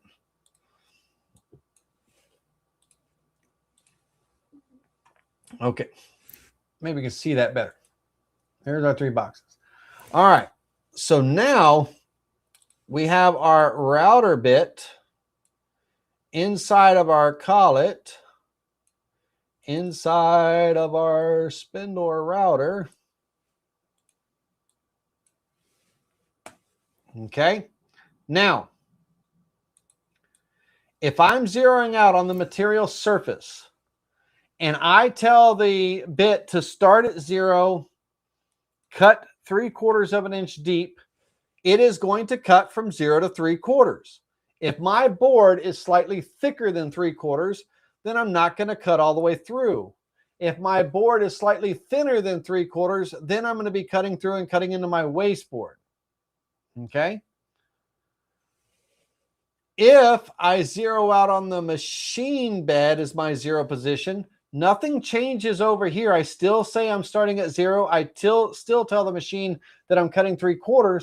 The only difference is the software knows that the machine bed is my 0 position. So instead of cutting from 0 to 3/4, it's going to cut from 3/4 down to 0 and never below 0. So regardless of if my board is slightly thicker or slightly thinner, my passes are going to be a little bit heavier light, but I'm still going to cut all the way through the material down to 0, my wasteboard. So I may have, a few tool marks and stuff like that on my wasteboard, but I'm not gouging and cutting into it. Okay. But regardless of if I'm off on my thickness and I didn't get my number just right, my board is 0.8 or 0.73 or whatever, I'm still cutting all the way through. It will still cut all the way through if we work off the machine bed for those cut through cuts.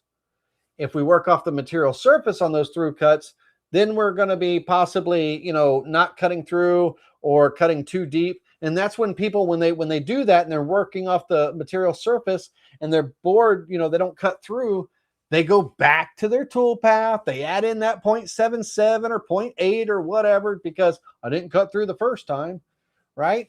But if we set it up, through cuts work off the machine bed, it guarantees you'll always cut through and you won't beat up your wasteboard. Now, here's an additional guarantee to not cut into your wasteboard,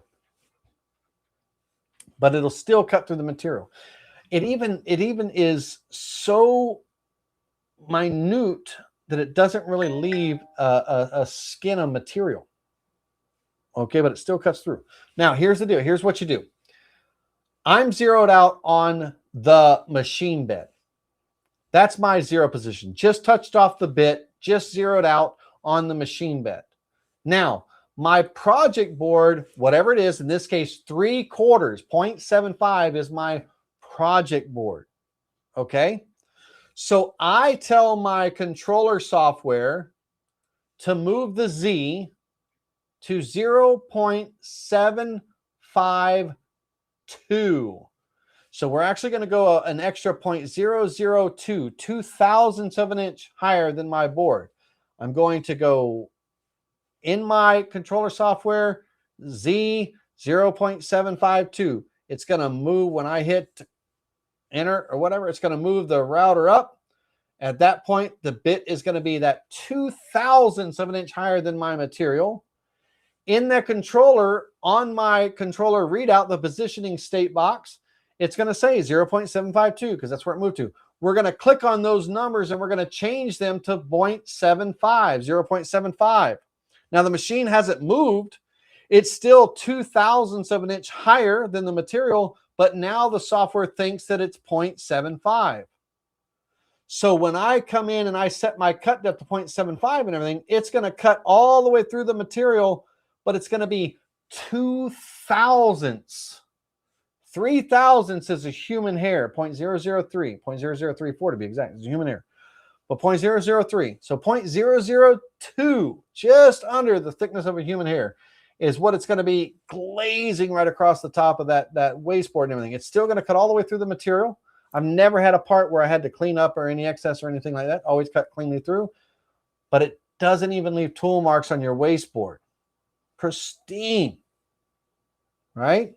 My wasteboard's a jig. I got a little match fit wasteboard, right? And I got, grid cuts and I got holes and all kinds of cool stuff. I don't want to beat it up and all that stuff. So if my board was 1.5 inches, 1.5, right? And I'm zeroed out on the wasteboard, I'm going to tell the Z to go up 1.502, right? It's that 0.002 extra. So when it goes up, when it gets there, I change my number to 1.5. So my machine thinks it's at 1.5, even though it's 0.002 of an inch higher. So when I do my cut, cuts all the way through, but I still 2/1000 of an inch where the bit is just grazing the wasteboard, right? So that's a little extra added thing that one could do at the machine to really guarantee that they don't beat up their wasteboard and all that stuff. But regardless, if you just set the machine bed as your zero position on your through cuts and you put in the exact thickness of your material, get a set of calipers if you don't own a set, and really use your numbers. You know, it's a precision machine. Make some precision cuts. All right. Now, Lanny, do you do that in Planet? Yeah, Planet CNC. So if I was in Planet CNC, now this is a gentleman who has a digital wood carver machine. In here, down in the MDI box at the bottom of the screen, I would type in Z0.752 and hit enter. I'm hitting my machine limit because let me change my Z number because I didn't home the machine because I'm in a simulation mode. So give me a second. All right, let's try that again. So if I'm zeroed out on my wasteboard and I tell my Z to go up 0.752, when it moves up, it's going to have that readout 0.752. I double click on the number and I change that to 0.75. My software thinks I'm at 0.75. My machine hasn't moved. I'm still at 0.752. So now when I run my job and everything and it's cutting through, when it cuts through to 0.75 inches deep, it's going to be all the way through, but it's going to be 2/1000ths above the wasteboard. So even the little onion skin disappears. It even cleans up the onion skin on the bottom of the board and all that stuff. It hardly leaves anything. I've never really had to, like I said, to clean up anything, but it leaves my wasteboard where there's absolutely no tool marks on the wasteboard. Right. So in your software, I don't know if you have Mach 3 or Carbide Create or what have you, but you do have a way of manually jogging your machine. You have some type of command box. Ours is the MDI box, our manual data input box, where you can type and tell that machine to move X this far, Y this far, Z this far, what have you. You tell it to move, you zero out your Z like normal, like you would do, and then you tell your Z to move up whatever the thickness of your board is plus 2/1000ths, 0.002. And when it gets there, change the number to the actual thickness of your board, whatever it is, 0.75, 0.15, whatever it is, and run your job. Hey, Laney, That's it. Yes, sir. is there a way to automate that? Sure, you can make a button that would do something like that. But you would have to, your board thickness changes. So if you zero out your Z, you could click on a button. It opens up a prompt asking you how thick your material is. You type in the dialog box how thick your material is. You hit enter. It'll go up. It'll go in there and it'll rechange the number. It'll move up to that position and it'll automate and change the number to whatever thickness you typed in that dialog box. Absolutely, you could write a script to do that for sure. And you could make it a button that's on your screen to do that. Just like if I open this button up here, I have these dialog boxes where I can type in values. It would just be a dialog box like this that asks what the thickness of your material is. You type it in, you hit OK. It makes that move and it zeroes or it changes the work offset to that thickness that you typed in. All automated. You can make a button for it for sure. 100%. Cool. Yep. 100% you could automate that. All right. So quit putting in extra numbers on your Z cuts. Use your, I'm not going to lecture y'all. You can do whatever you want, and all, but really you shouldn't be beating up your wasteboard because it's not just the wasteboard. I keep saying wasteboard, but you're actually killing your router bits. You're shortening the lifespan of your bits by building up that heat and everything on it. So Lanny, and bits are expensive. Yes, sir. So if your digital measurement is 0.75, could you put in 0.748 on your cut depth? Shorten your. You could absolutely on your pocket depth here and everything. If you're reading at 0.75, you could it wouldn't be point 748 or, you know, 7, you know, because you're, well,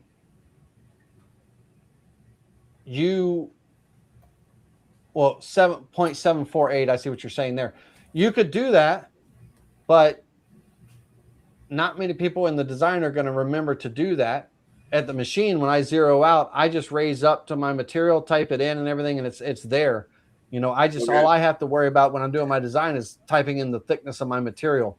I don't have to do the math here, but you absolutely, the long answer or the short answer to that is yes, 100% you could. You could do that same kind of thinking and put the number here, 0.748 and all that stuff. But if you're it's 6 in one, half dozen another, whichever way you do it. It's just easier at the machine level. Got it.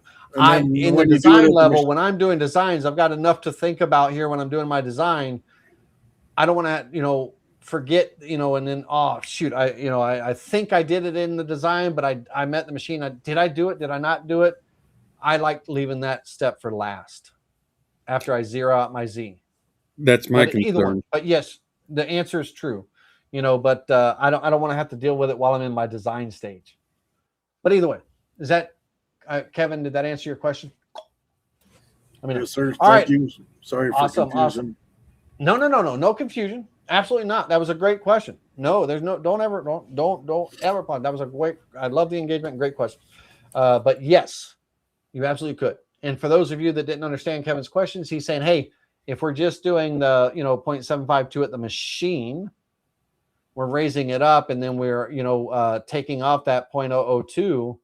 Can we just take off that 0.002 from our cut depth in the Vectric toolpath and achieve the same goal? And the answer is yes, you could.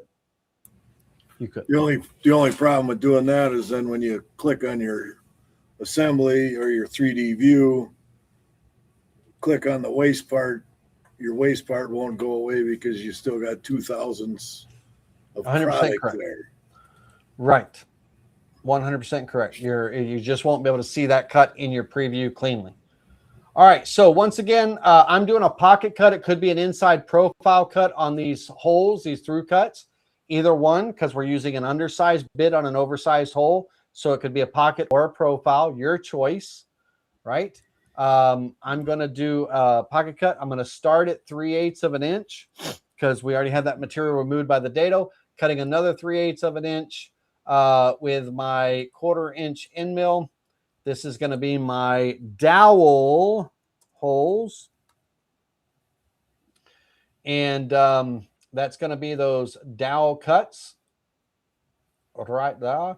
Upcut bit prevents the possibility of chip out on the face of the board. That's going to be our pretty face on the outside, right? So everybody that set up cut, great job on that.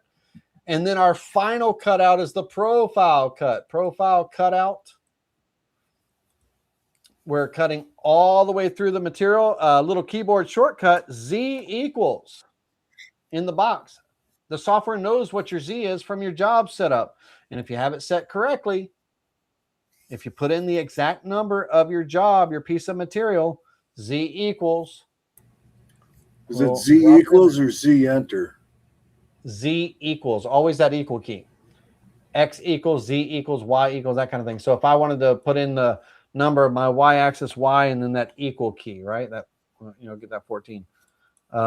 If you hit enter, it's going to calculate the toolpath. Don't ever hit enter on a toolpath because it calculates it. The enter is, hey, calculate now kind of thing. Z equals. All right, so I'm going to be using a 1/4 inch end mill. 1/4 inch end mill. Outside of the line.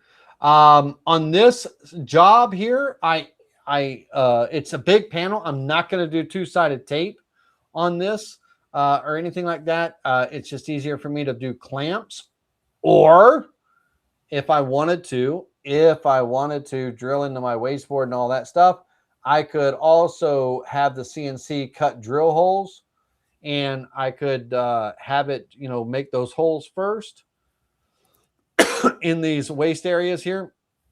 And I could have that be the first tool path on the board where it makes those holes. And then I could put screws in there to hold it down while it does the rest of the cuts and all that stuff. There's all kinds of ways of holding your material. I'm just, again, if I didn't want to use tabs, right? That kind of thing, I could do something like that.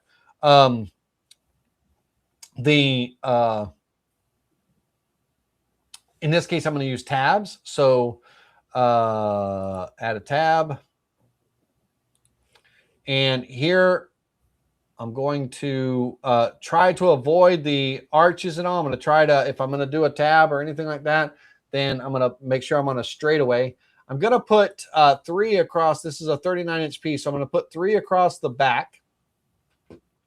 And then I don't really want to deal with a whole lot of tabs in here. All I need is just a couple just to kind of, hold things in place. So I will, there's plenty of room here to throw a tab here and here. And then I'll probably just pick here and here. That'll be it for my tabs and all that jazz. All right. So this is my profile. When you add tabs, Laney, and then you go to click on the 3D view to get rid of your wasteboard. Will it not? No. Get rid of it. No. It still keeps. No, the tabs is still. Yeah, the tabs are the wood's still there, so you can't double click on it to go away. Got it. So for preview purposes only, you could lay out your tabs, right? But then you could turn it off, calculate your tool path, preview the tool path, double click on your waste to remove it so you can see the part, right? But then you gotta mentally remember to go back in, add those tabs, and recalculate. Okay. So I do that a lot for preview purposes. I want to be able to see what it looks like and all. So I leave I have the tab, I've got them in there, but I turn them off, calculate it, do my little preview, make sure everything looks good the way I like it. And then I go back and, turn the tabs on and recalculate that toolpath. You just got to remember to do that. Otherwise you're sitting there like, whoa, why is my part moving? All that jazz. All right. So there is our side. Now, cool fact, ladies and gentlemen. Select all of these vectors. I love version 12.5 for this. It wasn't in 12. It wasn't in 11.5. None of that stuff. 12.5 is being able to take toolpaths and move them or copy them from one sheet to the next. We've got the toolpaths calculated. I can take my vectors and copy them to the right side panel. Okay. On my vectors on my right side panel, now this is important. Let me come over here. This is important. Bear with me a second.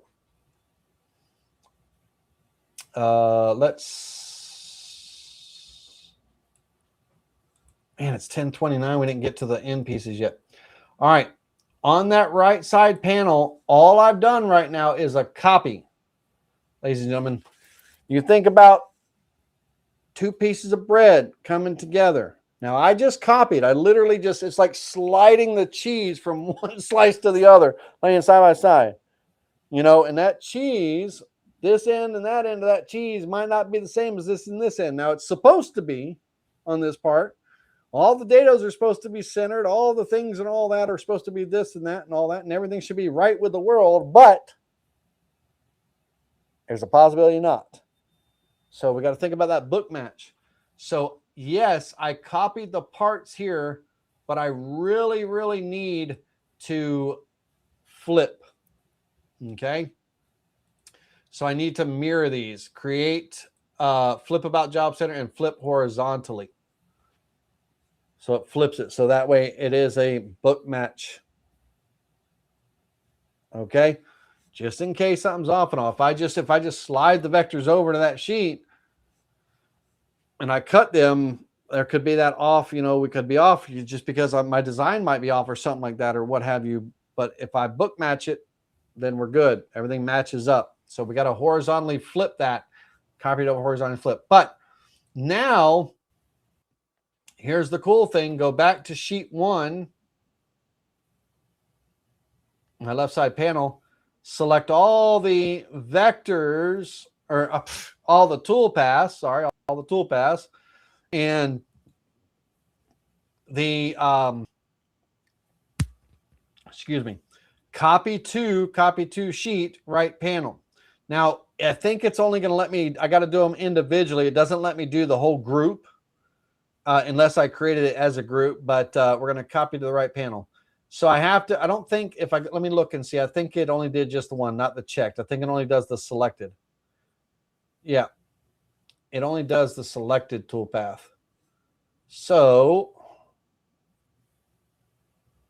got to do them one at a time. Right click, copy to right side panel, right click, copy to right side panel, copy to right side panel.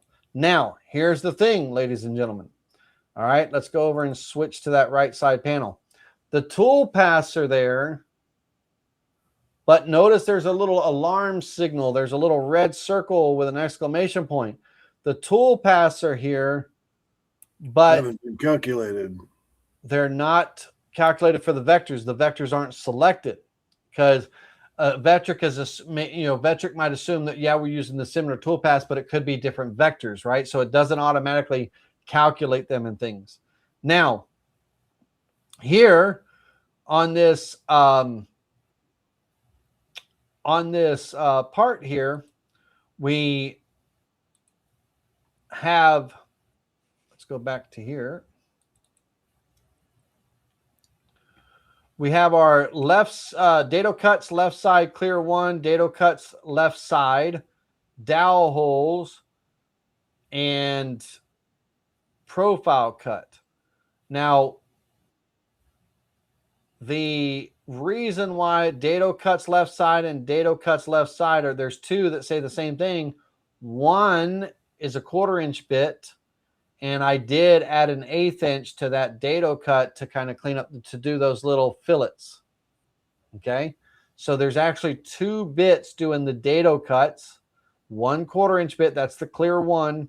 And then dado left cut is the 1/8 inch bit. And then the dowel holes and the profile cut. So on the right side tool pass, we see kind of a duplicate. We're kind of seeing the left and the right and everything.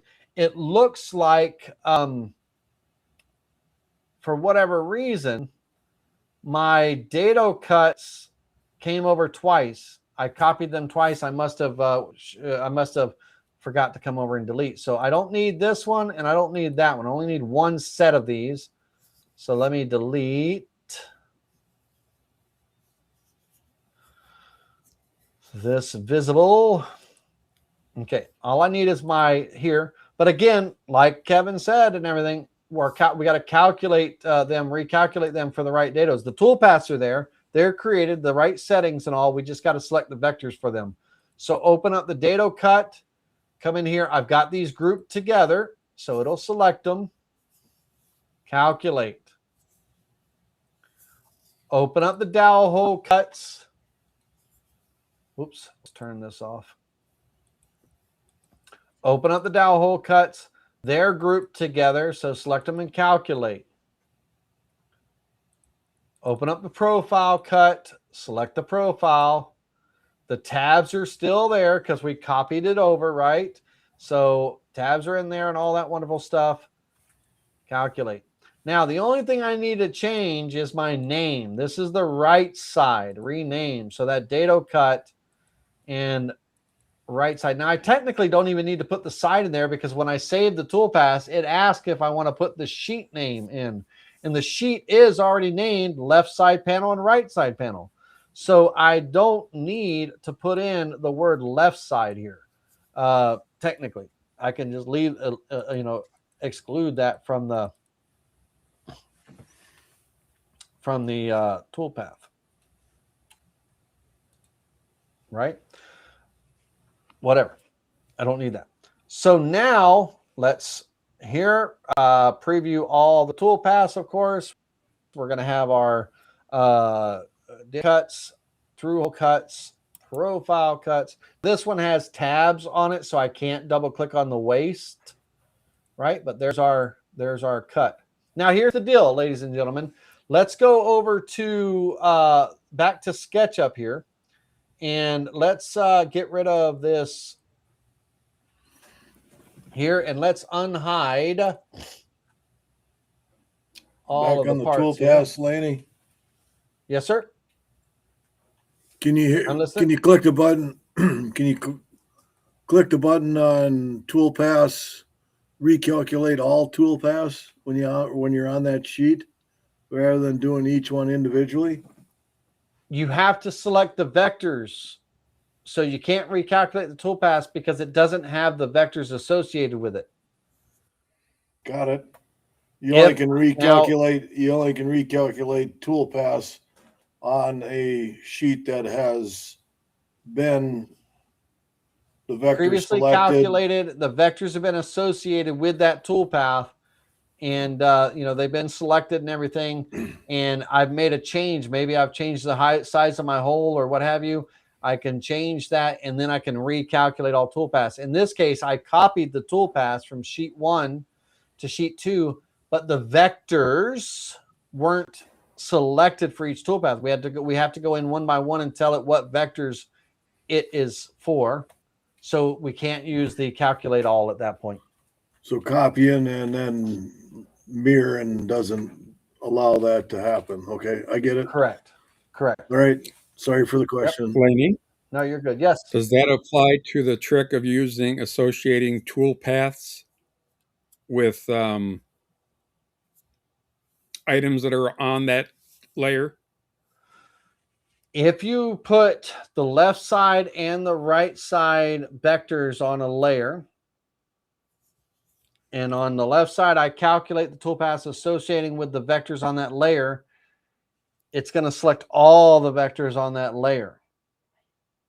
So it's going to calculate for left and right in one toolpath on the left side. It doesn't separate the difference between the two. Check. So, unfortunately. Okay, another weird question. Sorry. No, go for it.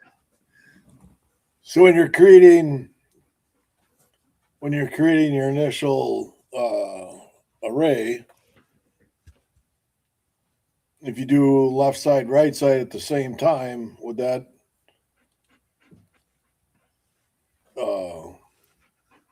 well, you can't do it on, well, you could have two sheets or two images on one page, on one sheet, correct?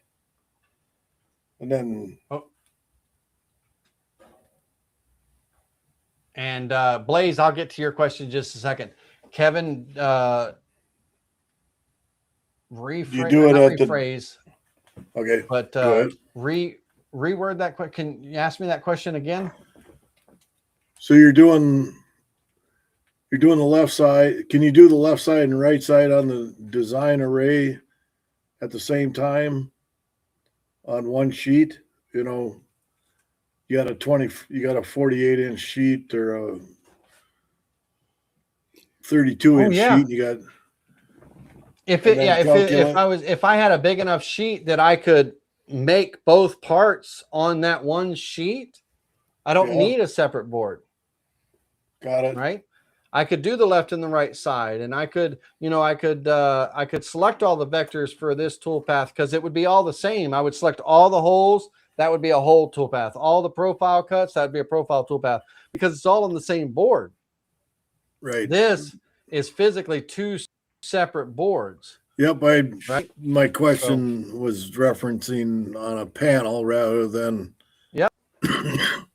But yes, you could absolutely mirror those vectors on that panel, on that same panel, and you can select all the vectors at that point, all the dado cuts for one toolpath, all the hole cuts for both sides, you know, all the hole cuts for a second toolpath and all the profile cut for the third toolpath. You still only need 3 toolpaths. You can select all the vectors because it's all cutting out of one panel.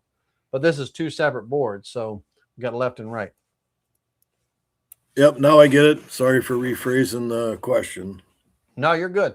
All right, so let me put this on this layer. And let me hide this.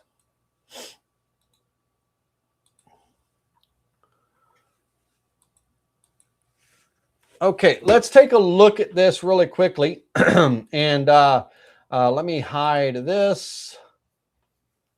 Let me hide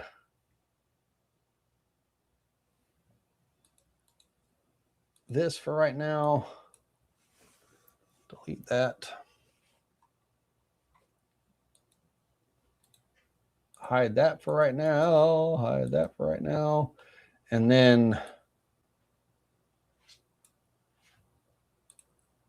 I'll keep this intact. Okay. We still got it, man. We got, shoot. It's 2 hours and 40 minutes in and we haven't gotten to this part yet. On this here, our 3/4 inch board, our dados and our end cuts here are going to be 3/4 inch, the width. We're going to have very little movement on that radial width of the, you know, the thickness of our material and everything. So when we come in and we put these, you know, parts in and everything, if when the movement that's going to happen is going to be along or across the grain. So the grain runs front to back here. So this width here is what's going to expand and contract. Okay. We're going to get little to no movement on the longitudinal, with the grain, that front to back movement. Thickness, very little thickness change and everything on that movement. Where the most change, up to about 1/8 of an inch or what have you know, and everything we're going to have could be in it, depending on the species of wood and the extreme temperature changes and things like that. But we're going to have that across the grain movement. That's where most of the wood movement happens. So on our front and back pieces, let me get these in place. Yeah. And stand by. Let me hide the rest of these.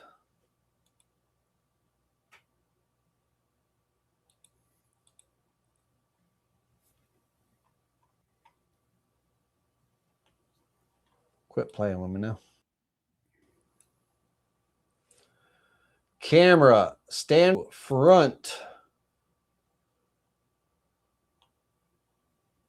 Oh, I remember I angled this part. I angled this part. All right, so hide those. Hide all of those. Hide and hide. Okay, so one shelf here. Now, let me get this part put where it's supposed to be. Move. I'm going to grab it right on this corner and slide it and snap it right into place here. Okay, so let's bring in one of the sides. And of course, the crazy thing about it is I can't just unhide a side. It's going to make me unhide all, of course. So good thing I grouped things together. Okay, let's hide the dowels. Let's hide these dowels for a minute. Let's hide this side for a minute. All right. Now, on my dado here,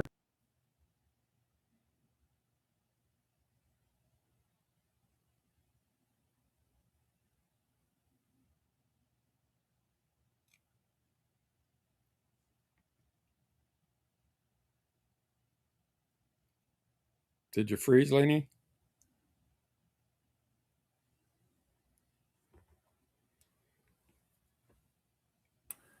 It's 7 below in Minnesota, so I'm not quite froze, but I think Lanny froze. Yeah. Here he comes. The guy in Florida, you know. What happened? It's 7 What below in happened? Minnesota, and you froze, and you're in Florida, and you're at 50 degrees yet. I froze. Oh yeah. Oh, I'm back. Oh, hold on. I didn't know that. How long ago? What did we miss? 6 About minutes 20. ago. No. No 30 way. seconds. Really? Okay. 30 Hold on. seconds. Okay. Sorry, guys. I didn't even know. Let me answer Blaze's question real quick. Would you add an offset on the profile cut to remove any witness marks? So that is on the profile cut on there, Blaze. That is a last pass option in the profile toolpath. So I wouldn't put an offset on a plain toolpath, you know, and everything, because I don't want to undercut or overcut my part. But in the profile toolpath, I absolutely, and let me go bigger here just for a second so we can see this clearly over here. It's called a separate last pass. Make sure I don't freeze up again. Sorry about that, guys. Separate last pass here. Now, if I set a separate last pass, let's say I go 1/16 of an inch or whatever, it could be a 32nd, 16th, whatever you want it to be. What's going to happen is when I calculate the tool path, first of all, let me select the correct vector.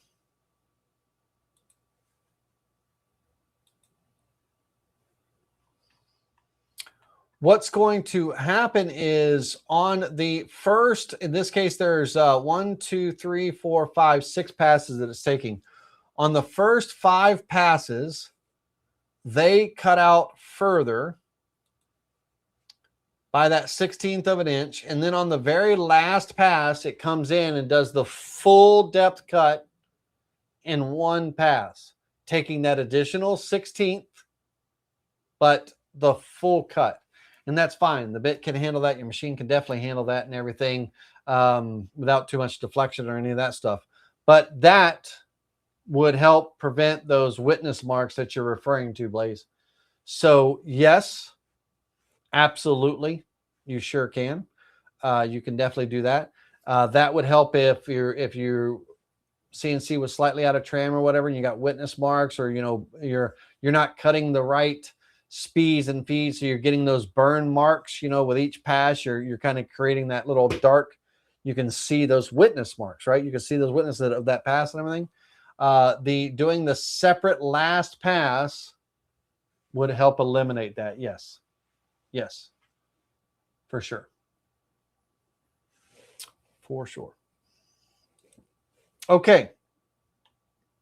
Now, since I'm not going to get any movement that much along the grain, from front to back on the part, the only places that I'm going to be gluing together on this, is when the parts go in. The only place where there's going to be glue is on my dowels. When my dowel, it's going to go through and into this end cap by 3/4 of an inch, and it's going to go through this 3/4 and all that stuff, but 1.5 inches total and all. And so it's going to go 1.5 inches into that part, but that's where I'm going to put the glue. I can, fix those because, again, the grain on these front and back parts are going to be running longitudinally left to right, and I'm not going to get that much movement in there. So gluing them in is going to be fine there. But on my shelves, they're going to stay floating. They're going to be a nice fit, not slop. We don't want a rattle box and everything. So a nice friction fit in those parts and everything. And the get this in, yeah. When they are, let me hide this for a minute. Lord, I missed the whole mark. Bear with me a second.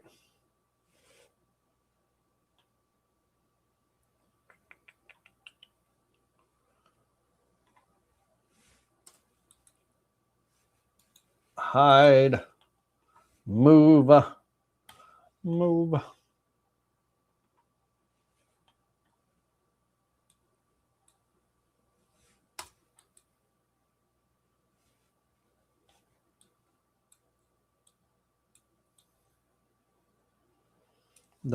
Don't make me hurt you, boy.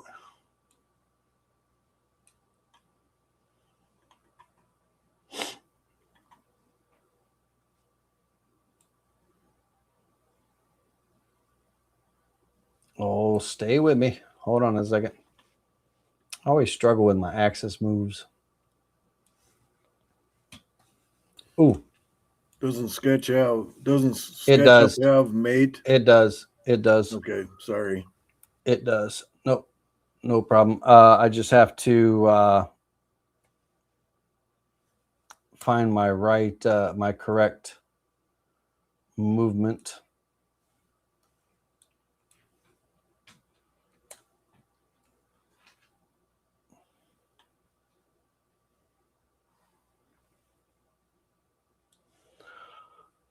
What key is it, guys and girls? What key? Somebody tell me what key it is. The up and down keys?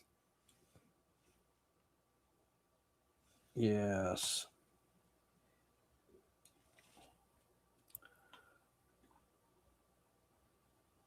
Is it the up and down key? Let's see here. Lock that in. Move. No. No.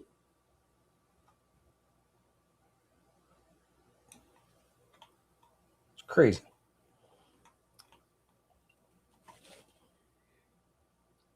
Crazy. Okay. Anyhow, so long story short, on here, when these parts are assembled and everything, the shelf is a 32nd on each side shorter than when these parts are together. So when I have my unhide all, when I have this assembled and these parts glued in and everything, the shelf has a 32nd on each side inside that dado to allow for that 16th of an inch, expansion and contraction. Okay. But the height of the dados on the front piece, back piece, and the two side pieces are a nice friction fit. We don't want the part just rattling in there, but we also want, when it's in, that we allow for that movement. And the movement in this case, because the grain is running front to back, the movement is going to be left to right. It's going to be that expansion and contraction. So the shelves are intentionally a 32nd. You can even go a 64th if you want a little bit tighter and all, but a 32nd is a good number. A 32nd shy on each side, trimmed off each side, so a total of a 16th of an inch. The board, the shelf board, is a 16th of an inch shorter than dado to dado, inside dado to inside dado, right? So there's a 16th of an inch clearance in there. And I wish I could make it transparent. I probably could. Yeah, you want X-ray mode. X-ray mode, yeah. So let's see how. Window. Oh man, what's it called?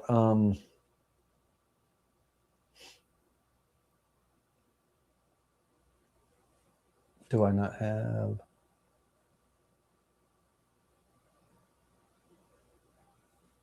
Is it under view? It might be. Let's see here. View. Face. There we go. Okay. Very good.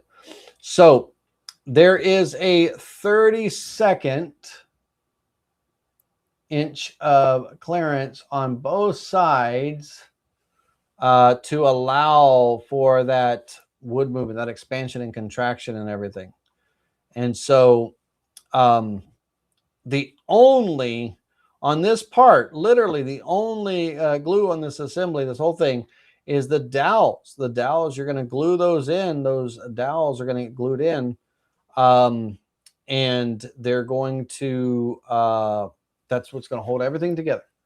We're not going to have any additional hardware. You don't need any additional nails or screws or anything like that. If you wanted to, you could, instead of dowels going in here, right? You could do plugs. You could drill and countersink and screw in to those ends and then cover it with a plug, right? Instead of a dowel all the way through, it could be just a plug in there. So you could have that screw metal hardware. If you're a screw kind of person, you know, I want to screw things in and all that. But on the side pieces now, they're going to have the holes, the through cuts in there and everything. You're going to drill with a drill after assembling. You're going to drill the rest of the hole, Forstner bit, whatever it is you want to do to create that flat bottom hole to put your dowel in. Give yourself a little bit of extra room on that as well. But if you wanted to, again, you could screw, drill and screw, and then hide it with, plugs on those holes as well. That could be another way of assembling it. But that's where the glue is going to be. And the shells are going to be floating in there to allow for that movement and everything. So I'm going to be able to allow for that movement and all, everything. Thanks for the X-ray view. Needed to be able to show that and everything. But yeah, you could absolutely countersink and screw in there. But that's where the hardware is going to be, if there's going to be any hardware. Otherwise, you're going to do your dowels. Now, I talked earlier about a dowel maker, right? And all that stuff. And there's some really cool ones. Dowel maker. There's some really cool ones. Now, Temu, I'm a little bit hesitant on ordering from. I don't know why. I got a thing about not ordering on Temu. And all that stuff. But I will have to say I order a lot from Alibaba.com, and I get good quality stuff from them. I like their dowel maker. I like it. I like it. And everything from Alibaba.com, and they're a good company. But Amazon has the same part as the Alibaba dowel maker that I like. It's just more, but $23 is 23. It's not. But with the dowel maker, there are different diameters and things that you can do, and that would be our 3/8 inch hole right there. You just rotate the cutter, and it's a pretty slick tool. I really like this one a lot, and it can be secured to your workbench very easily. Screw it down, clamp it down, what have you. And you just, you drive your, I use, a cordless drill, whatever, drive it through, and that blade, rotate that blade to whichever dowel hole your whatever size diameter. And, really clean, really clean. I like it a lot. And so that's $23. So you can make your own dowels and things and stuff. And like I said, I don't mind the weight and all that stuff. I order from Alibaba a lot. The weight doesn't matter to me, but if I need it second day or something like that, then Amazon carries it as well. It's just a little bit more expensive. Okay, so that being said, that's the dowel maker. But that is really the, again, 11 1/8 or 11 in, oh, hell. Our part is 11 1/16 by 10 1/8. Our shelf boards by 3/4. Those can get done. Glue them up. Cut them down. If you don't want to do a glue up, you want to use just a solid panel. A 1 by 12 is fine. 11 1/4 is a 1 by 12. You're cutting it down to 11 1/16, and then you're just cutting it to 10 1/8 pieces, right? So 1 by 12 would work well for the shelves. 39 by 12 or however many tiers you want. Now, again, if you're doing boots or something like that and you need more space, you might say, okay, hey, the bottom 3 are going to be for my boots, and then my work boots and my cowboy boots and whatever, and then the rest will be tennis shoes or something like that for the kids or what have you. You can change the spacing in between those shelves to meet your needs, right? This is completely customizable, and you're going to have the file with the right numbers and the right drawing. You're going to have the file with all the correct toolpaths and all, along with a PDF document that talks about wood grain movement and all of that stuff, and gives you some inside tips and some deep dive. There'll be a good section for you for parametric, a little bit deeper information and stuff, but there's going to be a PDF to download, all that stuff. I'll let you know when the files are ready, and there'll be a link, for the download and all that stuff. Eventually, one day, February 26th is going to be the day that they're going to allow me to do my website transfer, my URL transfer, because of that lock. I think I told you all about it last week, or the couple week or so ago, 2 weeks ago. But yeah, my URL. So the digital woodcarver, or sorry, the Spindle TV exclusive members website is not fully functional yet, but that's coming soon. And then you'll be able to just download the files and stuff from there and everything. But the sides are really the only thing that needs to be machined. Everything else. Now, we've been at this for 3 hours, and I want to say, hey, enough is enough right now. I want to come back, and I don't want to wait another week or whatever. I'm not going to have a public class tomorrow. So I can have another private class if y'all want, and we can do the jig and the end pieces, because it's a really slick thing. And just let me visualize, let me visually explain to you what's going to happen on this and everything. Basically, we are going to have our pieces, however many we want to cut at a time. Let's say we're going to cut 4 at a time. We're going to have these 1 inch by 1 inch by 11 1/16 inch square parts. We're going to have a base. It could be an MDF base, whatever you want. We're going to have a base. They're going to be sit on. There's going to be a stop, and they're going to stack end to end. Okay.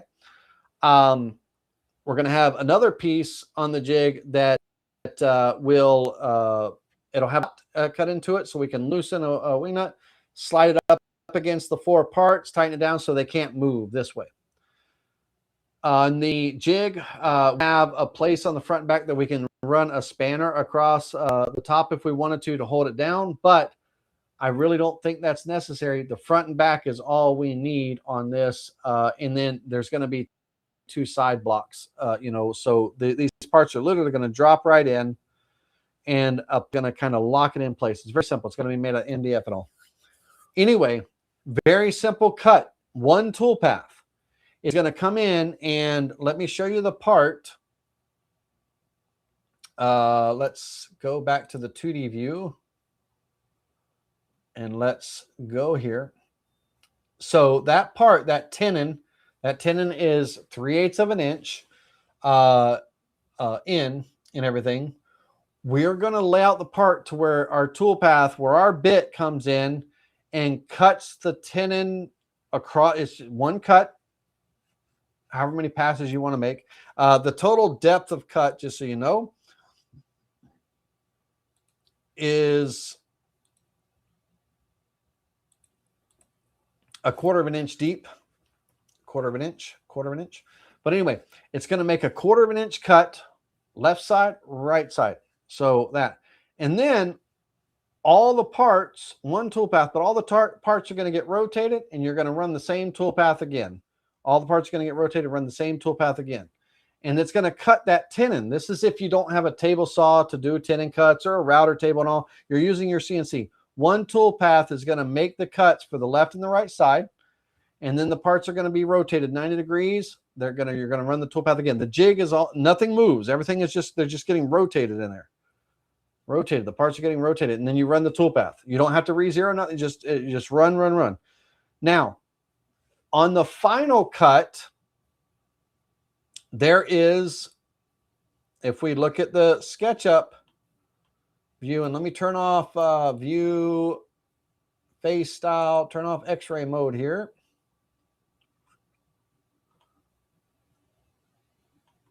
Oh man, let me see here. Stop playing. We have this pocket cut that literally goes all the way through here. So it's just going to be one pocket cut, and it's going to be on the top part. So the first cut, you'll have a tool path that's going to come and cut all the parts that this opening here. And then all of them are going to get rotated 90 degrees. And then the second tool path runs the cut on both sides, flip it, runs the tool path on both sides, flip it, runs the tool path on both sides. So you're going to have one tool path that does the 3 sides and one tool path that does this complete, top side here. But the jig, it's going to be just the 2 tool paths. The jig is going to hold the parts in place, and you're going to be able to do whatever you want. I'm going to lay it out for 4 at a time. You could lay out all 16 if you wanted to. Hell, it doesn't matter. But the jig we're going to be making is going to hold 4 parts at a time. And it's going to, if I were, this would be the jig that I would use if I was making a production run of these shelves and everything to, sell online and all that jazz and stuff. If I was selling these, this jig is what I would use to run those parts. Now, I could also take the parts over to my router table, set my fence appropriately, and I could, run them over, flipping, doing the same thing, cutting the tenons on each end. I could do it on my table saw sled as well.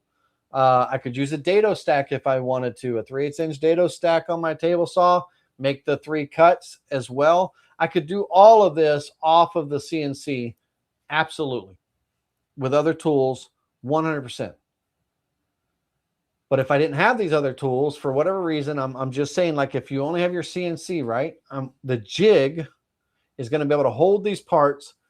We're going to lay out the vectors in our Vectric software so that it knows exactly where to cut these 3 openings here. And then we're going to create the vectors for the 2 cuts, the 2 pocket cuts on each side. So one tool path is going to do the opening on all 4 parts, and the other tool path is going to do the end cuts.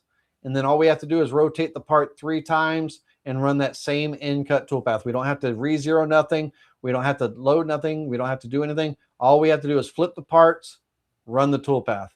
Flip the parts, run the tool path. Flip the parts, run the tool path. Okay? And that's it. And that'll create those parts. Now, I can have a class on making that jig. It's a very cool, slick thing. We're already 3 hours in. I really don't want to go.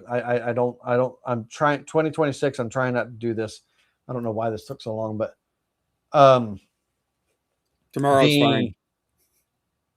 Tomorrow at 8 o'clock would be when I normally have a public class. I'm not going to have a public class, but I can absolutely have another private class for exclusive members. And eventually, I'm going to probably tell the public that there will be no more public classes, live events, and all. If they want live events, they're going to have to become exclusive members. I don't know if I'm doing that yet and all that wonderful jazz, but so I have no problem with doing another private class tomorrow on the jig. So let's do that, because 3 hours is just long enough for this. And this project is super easy to make, because the only cuts that it's the glue up, right? It's all woodworking at this point.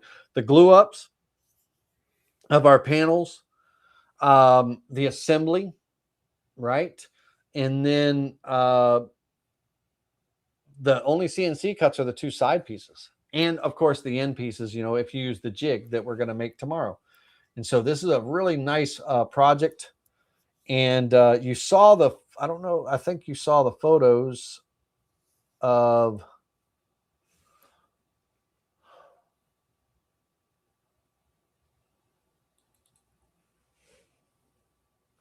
you know. So you saw the photos of what it could be and what it could look like, depending on your tiers. You could change the height for boot heights and all that stuff, and all that jazz. But it could be shelves. It could be whatever. This doesn't even have to sit on the floor.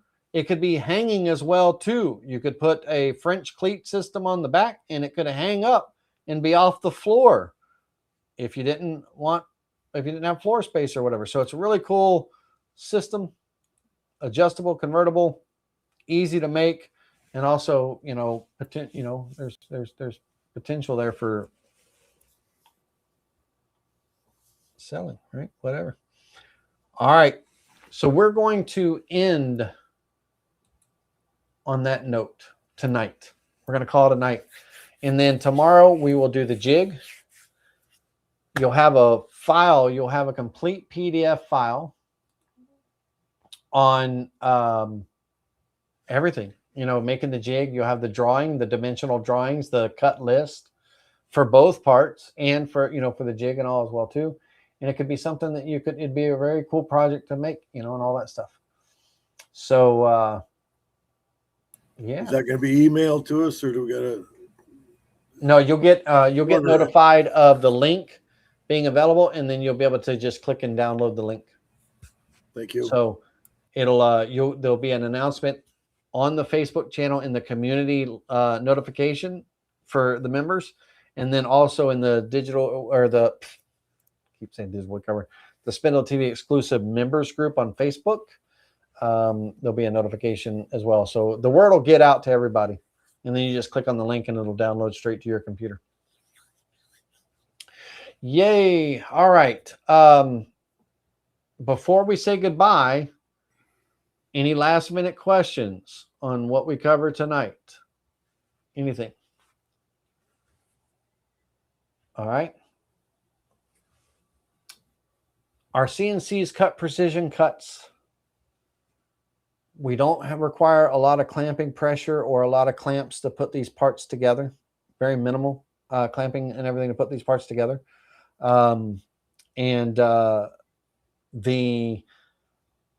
Where the dowel holes are, they could be just countersunk holes where you could put screws in instead of the dowels. So there's some adjustability there if you like a little bit of mechanical hardware. We are going to have glue on those tenons on the front and back parts. There is going to be glue. That's really going to be only where the glue is. And the other shells are going to be floating, right? So that's kind of the construction for this. Always dry fit your parts together first. Test everything. Make sure you got a good fit and all that stuff before final assembly. And,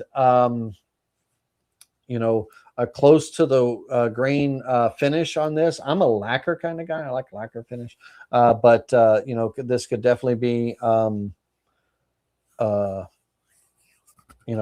stain and, some kind of light clear coat, acrylic, or what have you. And that's it, ladies and gentlemen, for tonight. So, there's a Spindle TV Facebook group, group by Spindle training videos. Is that a different group? No, yeah. The exclusive members group is invite only. Are you not in the group, Kevin? So that's an important question for everybody. Anybody that's not in the group, if you have a Facebook account, here in the chat, here's my Facebook profile. You got to send me a friend request. If we're not friends, I can't invite you. I cannot invite you into the exclusive group. We got to be friends. You got to be friends with me on Facebook. So here is the www. What am I doing? Facebook.com. I'm typing it in the chat. /Laney.Shaughnessy. And let me, hold on, I'll type that in. Let me just verify 100% that's true. I don't even know my own URL sometimes. Hold on a second. Yes, Facebook.com, Laney.Shaughnessy. So let me add that to the group. Where'd you guys go? Hit enter.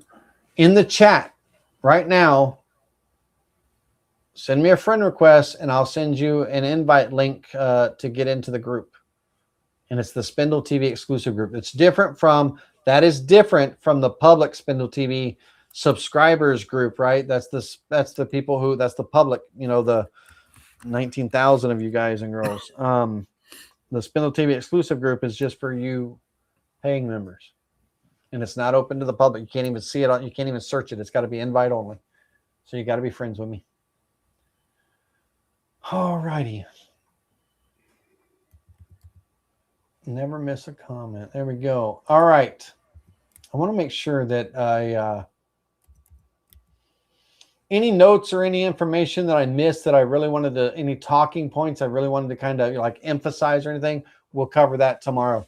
Until then, ladies and gentlemen, as always, JR, Kevin, great hanging out with you guys tonight. Thanks for that. Gold members, remember, you can always hang out on the computer like Kevin and JR did tonight by clicking on, there's a link that I always put out for gold members on the community page that you can come in. But all of you in the chat, thank you for hanging out with me tonight. Sorry about the 3-hour-long class. It is what it is. I don't know why it took so long. I already had everything all drawn. I don't know what took so long. I talked too much. That's what it is. All right, everybody. Y'all have a good evening. We'll see you tomorrow at 8 o'clock. See you, Laney. See y'all.